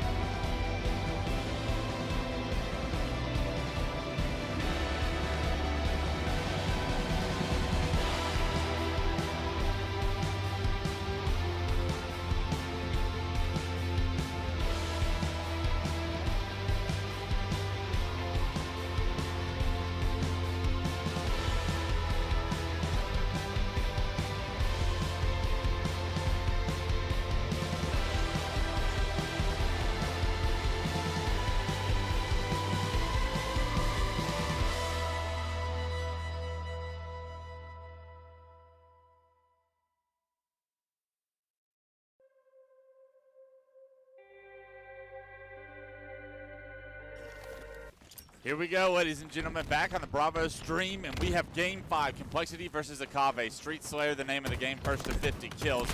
And here comes the push from Complexity FB Strayers. Oh my God, Magico with the double kill, able to open up the map and potentially get Akave on the same footing that they've been on for the last 2 games, Dave. We have seen the momentum from this team really showing out so far. They're looking real good. I mean, just unafraid to take these battles, take these fights, bringing the fight right over to Complexity. And they're keeping these spawns staggered for a long time. Ever since those first kills over at B Rails, Complexity has not been at full force just yet. Now, for the first time, they're all 4 alive, and luckily they have a little bit of a spread. They're not all just stuck in PD. Acid with this camo now trying to push up B stairs. Does get shots on the Ryan Noob, but forced it back down. Gets a shot and a melee. Oh my God, he's perfect on the mental with the melee 1 shot there. Keeps his camo alive, more importantly. A 10-5 lead for Akave and all the momentum in their favor. Complexity on the ropes. And they knew at least one other player was somewhere near A or somewhere near B. They find out mental. Wow. That's where they're going to assume was the player over near the ATM. But at the same time, this feels like Complexity looks a little chaotic, a little lost. Another melee trade from the camo player, but he's able to get away with his life several different times. Nobody on Complexity able to take down Acid. And so far, having a perfect game, 3-2-0. Spots the overextension, the push onto B. From the rest of Complexity trying to get out of Tram, but not without leaving Cherish behind. And Cherish goes down, and now Acid still playing perfect. King Nick gets taken down, 17-6, Dave. All Akave Esports early on. Not missing rotations and not missing shots. Acid doing it all here off the start of Streets, and this is a tough spot for Complexity.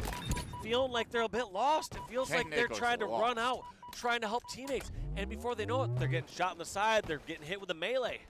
King Nick sliding out into the courtyard makes it an easy 5 shots for Acid for his 5th kill of the game. Right now, 7-2-2 Lure, 5-0-2 Drift, Acid 5-3-0 yet to die as a second camouflage coming up in 15 seconds. The game does slow down, but a 20-8 lead for Akave. Complexity have got to figure out a way to get control and secure this camo. It's a 4-man push towards B, and Acid still, for some reason, when he's no shield, he's unkillable.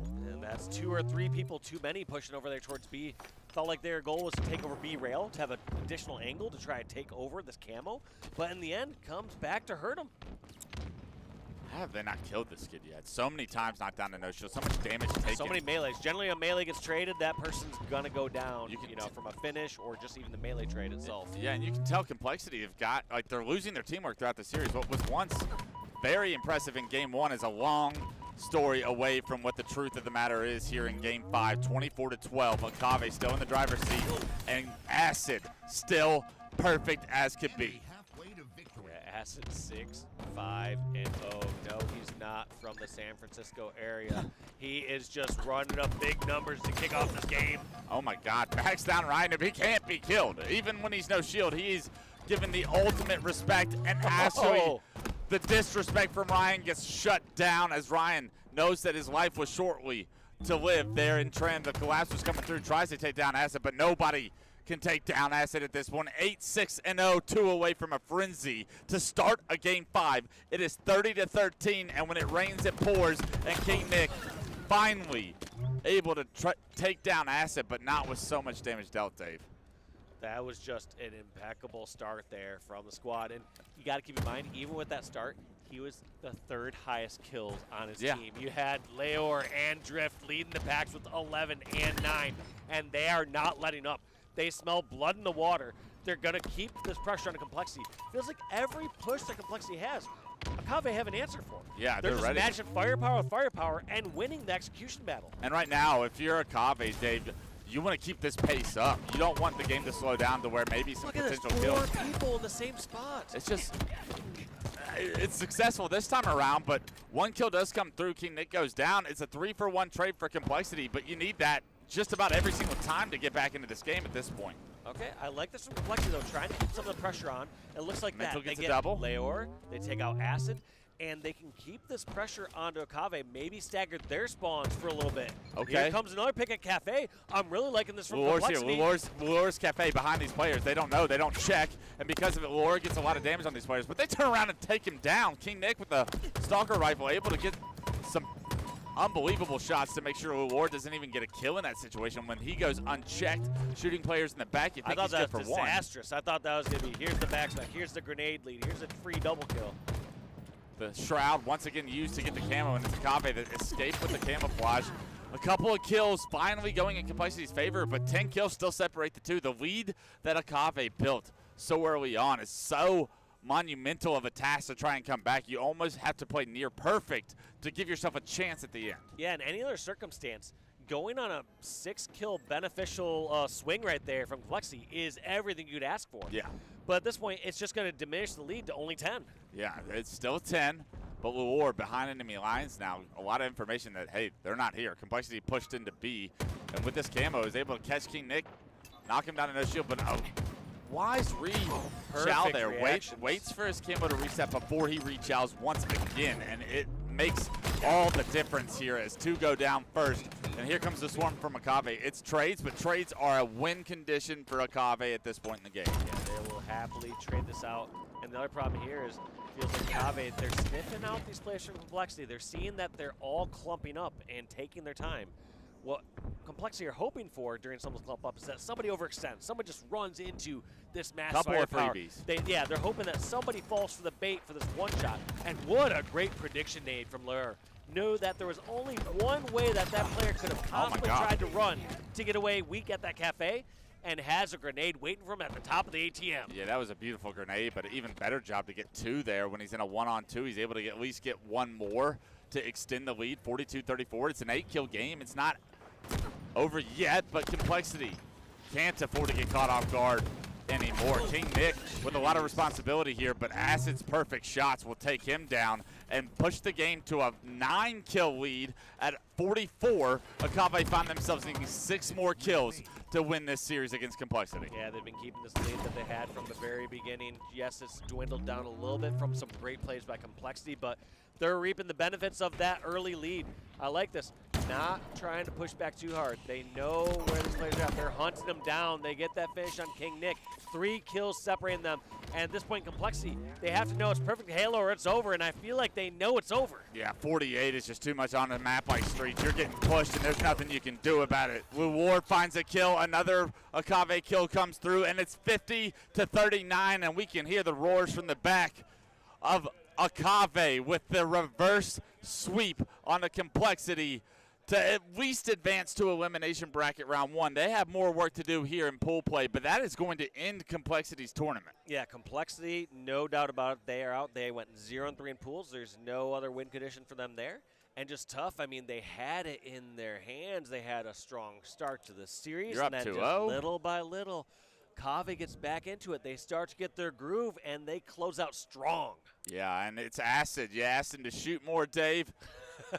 And shoot more he did. He was almost perfect halfway throughout that game. He was just about perfect the entire game. In my opinion, 102 shots hit. Accuracy still at 72, so some consistency there. And I told you every time I play him. I can always be a stickler. It's 0.03% less accurate this time. Last two, he's 72.88, and you got to ask, is he slipping? He's a peacock. You got to let him fly, and that was unbelievable. Acid, it was a pleasure to watch that gameplay. Akave fans are celebrating right now. Complexity fans scratching their head about where it all went wrong this Saturday morning. But that's going to do it for us over on the B stream with this series. Congratulations to Akave. Dave and I will be signing out.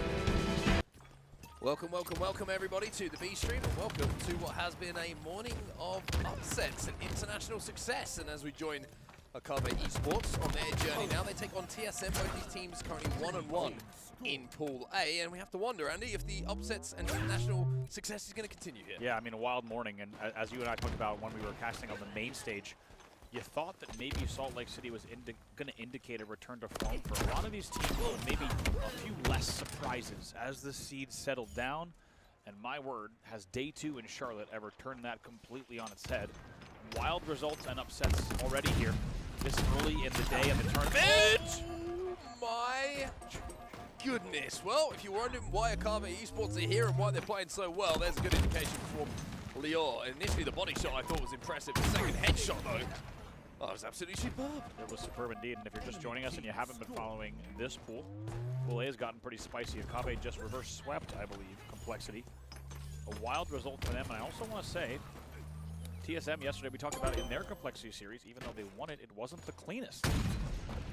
And that starts to just kind of provide a great setup here for this series where anything could happen. Yeah, it really does feel like anything can happen. It takes me back to DreamHack a little bit earlier in the year where we were like, what is happening on well, it was a Friday evening then into a Saturday morning, but now the Saturday morning poses the same question. But at the start of this, we have a fairly equal game as far as point scoring, but finally TSM get all of the control that they would require for this triple cap, and they will start to just pull away a little bit. A couple of players from Akave stepping into A to try and flip it, but as you can see, Solsnipe is going to be on the flank here. If you can get that stick, they've been able to keep that triple cap in effect. However, it's going to be 2 dead here for Akave and 2 strongholds still, and maybe even 3 in the control of TSM. Yeah, TSM going to be very comfortably in the driver's seat here. And if you ask me, there's more than just, of course, this pool series result is very important with the 2 teams 1-1, but for TSM, it feels like there's more riding on the line, right? How they win this series, or excuse me, how they play in this series should they win, could really tell us a lot about what their weekend has in store, right? Is this a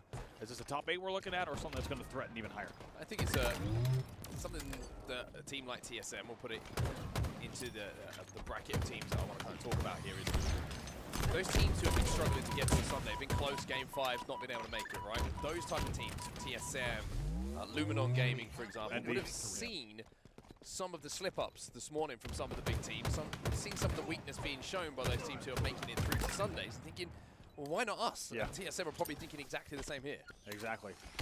I couldn't agree more as you see the score still in the trip cap, by the way. Akave might be coming off the back of a very impressive reverse sweep, but they found a new opponent so far in TSM. I couldn't agree more. If you look at kind of inspiring opportunities for players around the venue and open teams, and as you said, coming in, and it just feels like there's a lot of that, right? It's palpable. When you're talking about, this is not only the last major, but of course the last open event like this of Halo Infinite. Think about what's possible, and a lot of teams showed up, and not only spectator pass batches selling out, but also that first entire batch of team passes as well. So there's just a lot of, I think, hunger, to put it simply, in the building. That hunger's going to be infectious. If you are one of those teams who are looking to prove something at this event, whatever your story may be, TSM doing a great job in this game, by the way. It really has just been consistent, stifling control from them. On 95 and rising, and that's going to cross 200 very, very soon, as well as they still continue to hold A and C here. Akave just look a little bit lost on the map, and they're about to be 4 dead as well. That's not going to make it any easier. Not at all. This has been really a steamrolling is the only way to put it. TSM, we talk often about how Lattice is an opportunity for maybe a lower-seeded team to have put in the work. It looks like that's not going to be the case so far in this one, to say the very least, as TSM looks strong on this map in game 1. Managed to pick up the double kill, the 2 players from Akave as well. They're trying to force onto A. Almost gets the stick as well. Almost gets the second stick, but almost not good enough in that situation. Looks like Drift, the teammate, will be able to convert A and finally get a few points on the board. But look at the hail of nades coming down. Somehow Drift is still alive, but you have to wonder for how long it. He should be flipping as well. Looks like off screen that will be happening. They will be scoring yet again at the 223 mark. And I do want to say, I have been seeing Solsnipe, Druck, and Manny on the basketball court in the hotel gym quite a bit. Might have built a little bit of team camaraderie on that court. He's translating in the game. Yeah, looking pretty good. 231 and rising, still B and C in their control. It felt like a long time ago that Akave got a few points on the board right at the start of this game, and TSM have just been keeping them 1, 2, 3, 4 dead, and having the numbers advantage, which means they can just rotate, fly towards these strongholds, and with 5 minutes left on the game clock, it's game over as TSM will take game number 1, 250 to 46. Yeah, convincing to say the very least. We'll be right back with game number 2.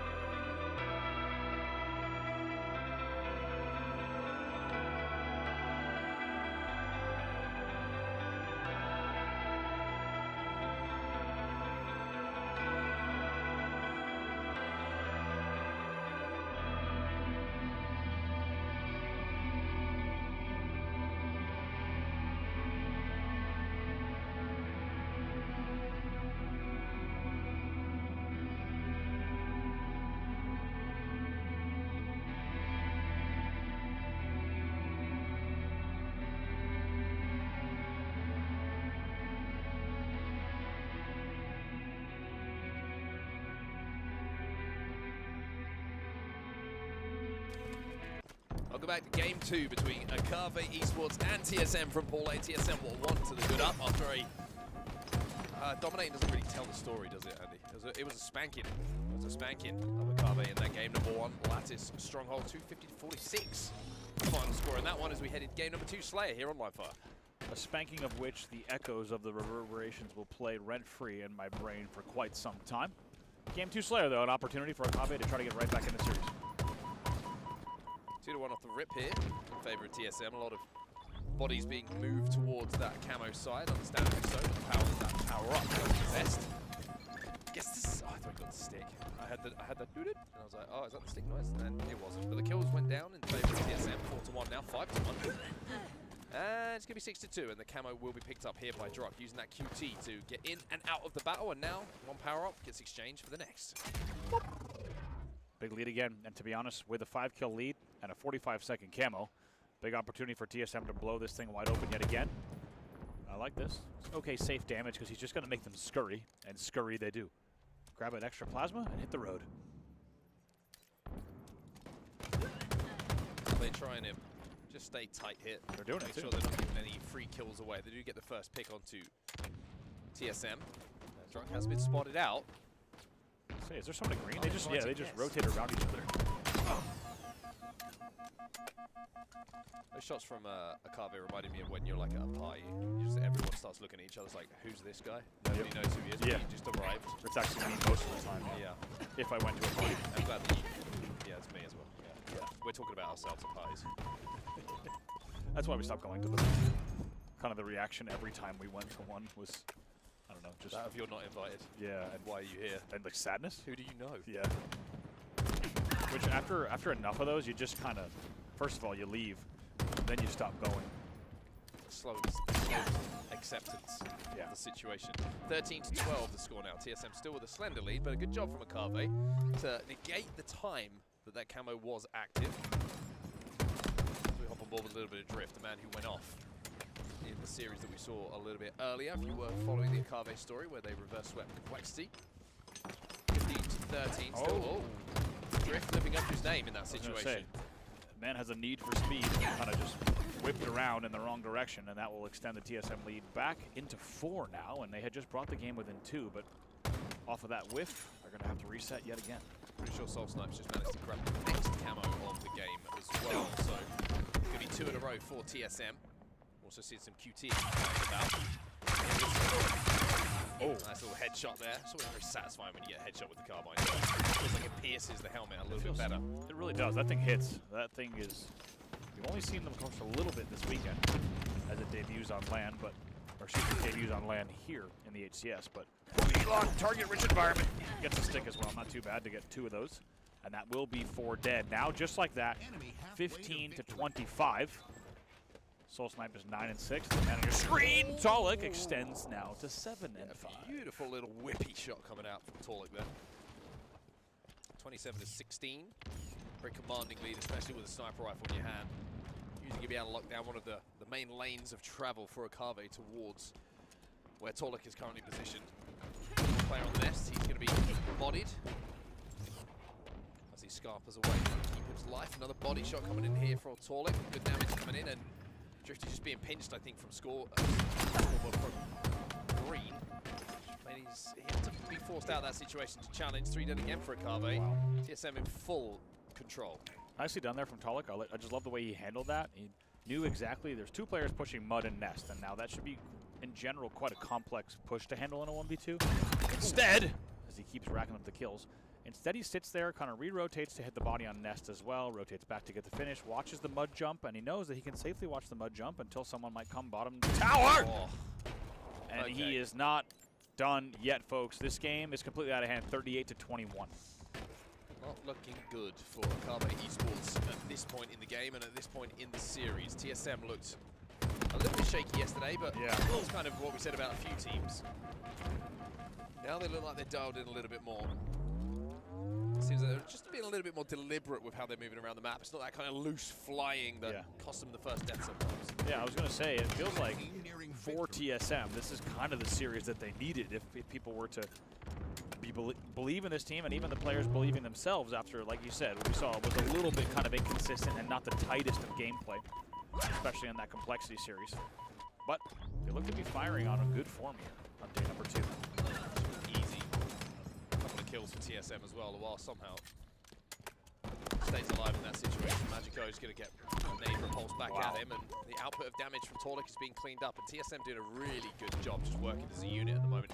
Kind of indicated by how comfortable Tolik looked in that tower. His teammates just doing everything they needed to take attention away, give him some easy shots to hit. Exactly. I also love the kind of the confidence to go rat tunnel when he knew he had repulse, right? Because of course you can get trapped there in a whole bunch of different ways, but knew exactly this is going to be a tricky one. No, I believe in a lot of Like no. Gets away, honestly, with more than he even should yet again. 46-30. 47, 3 kills to go.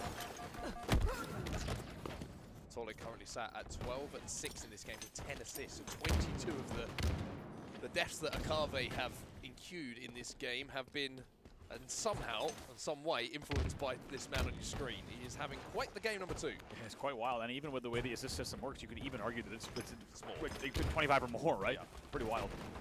Druck as well having a really good game, 11 and 4 for him. Nothing really to talk about statistically on the other side of things.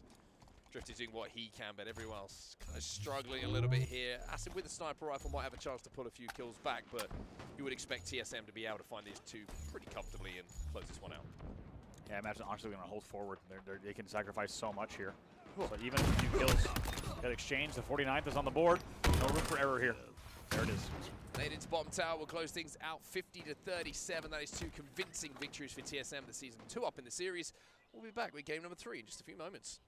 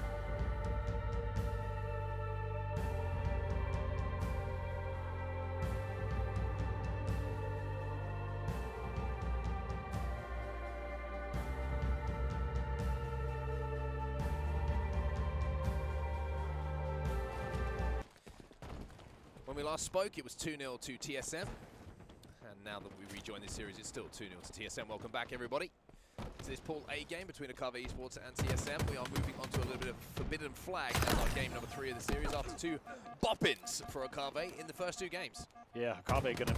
Oh, something just happened. Top mid. Drift will fall. Oh, Druck, no. I believe, hits a no-scope. 2 snipes. Rainer. 2 snipes in hand. Flag moving. Flag moving, flag grooving. Druck is Take brains, and Torlik is joining him. Oh, Torlik is overtaking him. Magico! You have to pull a rabbit out of the hat here if he wants to stay alive, and manages to do so, but they are pinned in the base. The flag is already 2/3 of the way back, and within what feels like 30, 40 seconds, TSM are up by 1. I don't want to call it yet, but it just feels like these two teams are miles apart in terms of where they're at with these game types. The first two games have certainly played that way, and the indication, by the way, on Ninja off screen on Acid from Druck. Still 3 dead. This game is indicating that this is going to be no exception. Sponsor. Oh my goodness. Torlik is 5-0, and most of those kills have been headshots. 1 bullet left. 2 thrusts, though, just in case that goes badly.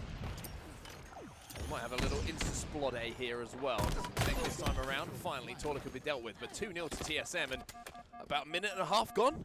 It's 2-0, and Manny is 0-0-0. With 2 flag caps. Never seen it, I don't think, in my life at a major LAN event. I'm sure it's happened, but I definitely do not think that in any game I've casted, I've seen a 2-0 lead with only 1 flag to go with a player 0-0-0. It would be one of the great. They're moving the flag again, by the way, and Akave are 2 dead. I would love. Manny should try to win this 0-0-0. Manny's running the flag. Yes, He's running the flag. Overshield to Acid. He has to make a play. Oh no, Manny, no. Manny, no. 0-0-0. he he died. 0-0-0 with 3 flag caps would have been iconic. I guess it's still a novelty. We'll get back into the seriousness of this game in just seconds, folks. But I guess it's still a novelty if he was to win it with 0 kills, 0 assists, right? Yes. That would still be impressive. So he can go for that now. Yeah. No, stop, Manny. What are you doing? It's not good. Cut it I'll out. be honest with you, but it's still something we can talk about. Move up the map without getting this kill. Oh, he gets the kill. Okay. Okay, back to your regular. Interest lost. Yeah. 2-0 still for TSM in this game. Carve finally get a couple of kills on the board. But the pressure is still on. Look how far up they are. They're all trapped in the back of the base again. Snipes are coming up. They might have double snipe again here. Yep.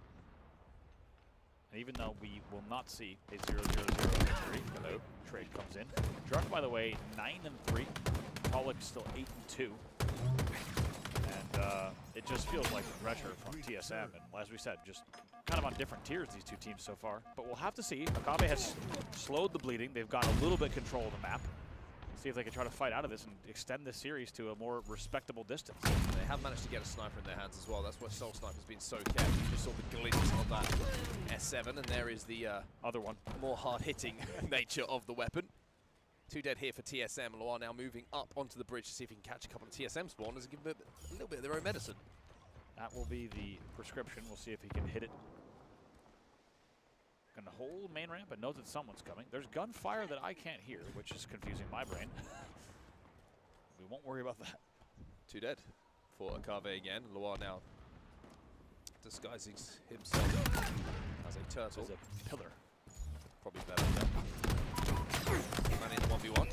Manny's going to win it. Drop perfect Magico elsewhere, and that's going to be 2 dead for Akave again. Overshield coming up. Manny's going to say, I will have that. I'll take that. I'll use that. By doing so, now might get the final kill on Acid. Everyone else from Akave has just come off respawn, so Manny's just lost the timing on getting that flagpole, but good recognition from him that that was the situation. Yeah, they're 2 down. Ooh, they know he's here, and they're going to double wrap the corner. They're going to double team, and maybe even not even sacrifice a death. They get 1. He has help as well. You can tell. So well, he gets help. Oh my God. Pollock comes in. So does Druck. Wow, talk about the teamwork there. I mean, unbelievable. Loire has snipe, but the way that Manny actually isolated to make those 2 1v1s instead of just giving a death away, very, very impressive positioning and showing that even, he had overshield, let's keep that in mind, but you can make the most out of any situation. A stick as well, soul snipe. Druck gets away with 1 shot. We'll see what he can do this.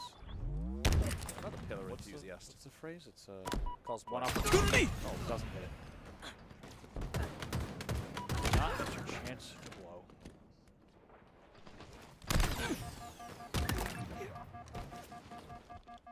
Numbers even across the board at the moment on the map, but TSM still with pressure on the Akave base. Loire flies forward with a thrust and a right hook to take him down.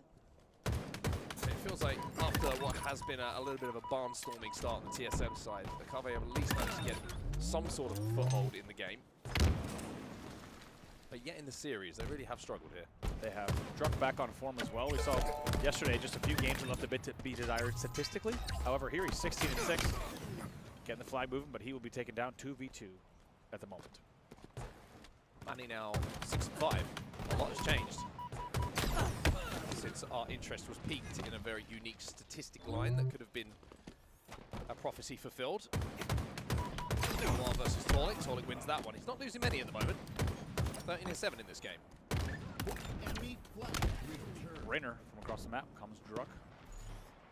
Still has 6 shots as well, so under heavy pressure, overshield up as well. So a little bit of support here, allowing him to escape with the sniper rifle. 5 bullets left.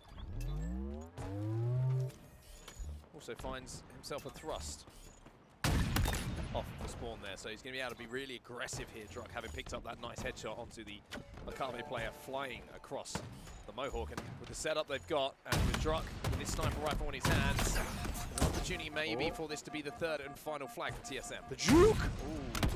Gets taken down. It's a nice thrust juke, but they do lose the snipe. Gotta hit the shots. Has to hit this. Gotta hit it. Does it. Drift keeps this game alive. Druck is still alive in and around where that flag is, so it's a little bit desperate here for Akave. Yep. It's a moving, but Manny's on the flank. Thrust somehow stays alive. Wanted to thrust up. You okay? No.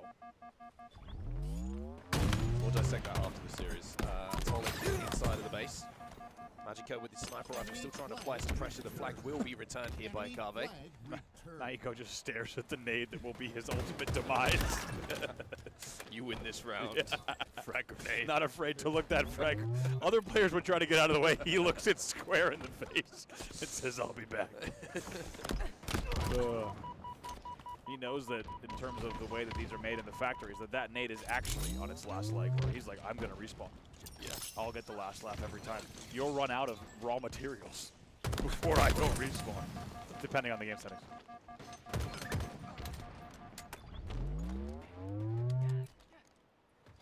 I wonder what raw materials they're using in the year of our Lord 2550. Probably cost a lot of space bucks due to inflation. Chromium. Yes.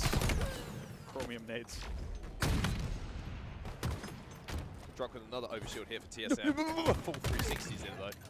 Checks the corner, but in the most unorthodox fashion. Yeah, in a fake out, like I'm not checking the right corner way.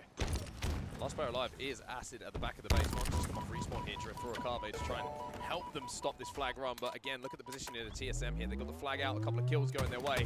And this will be game, set, match, series.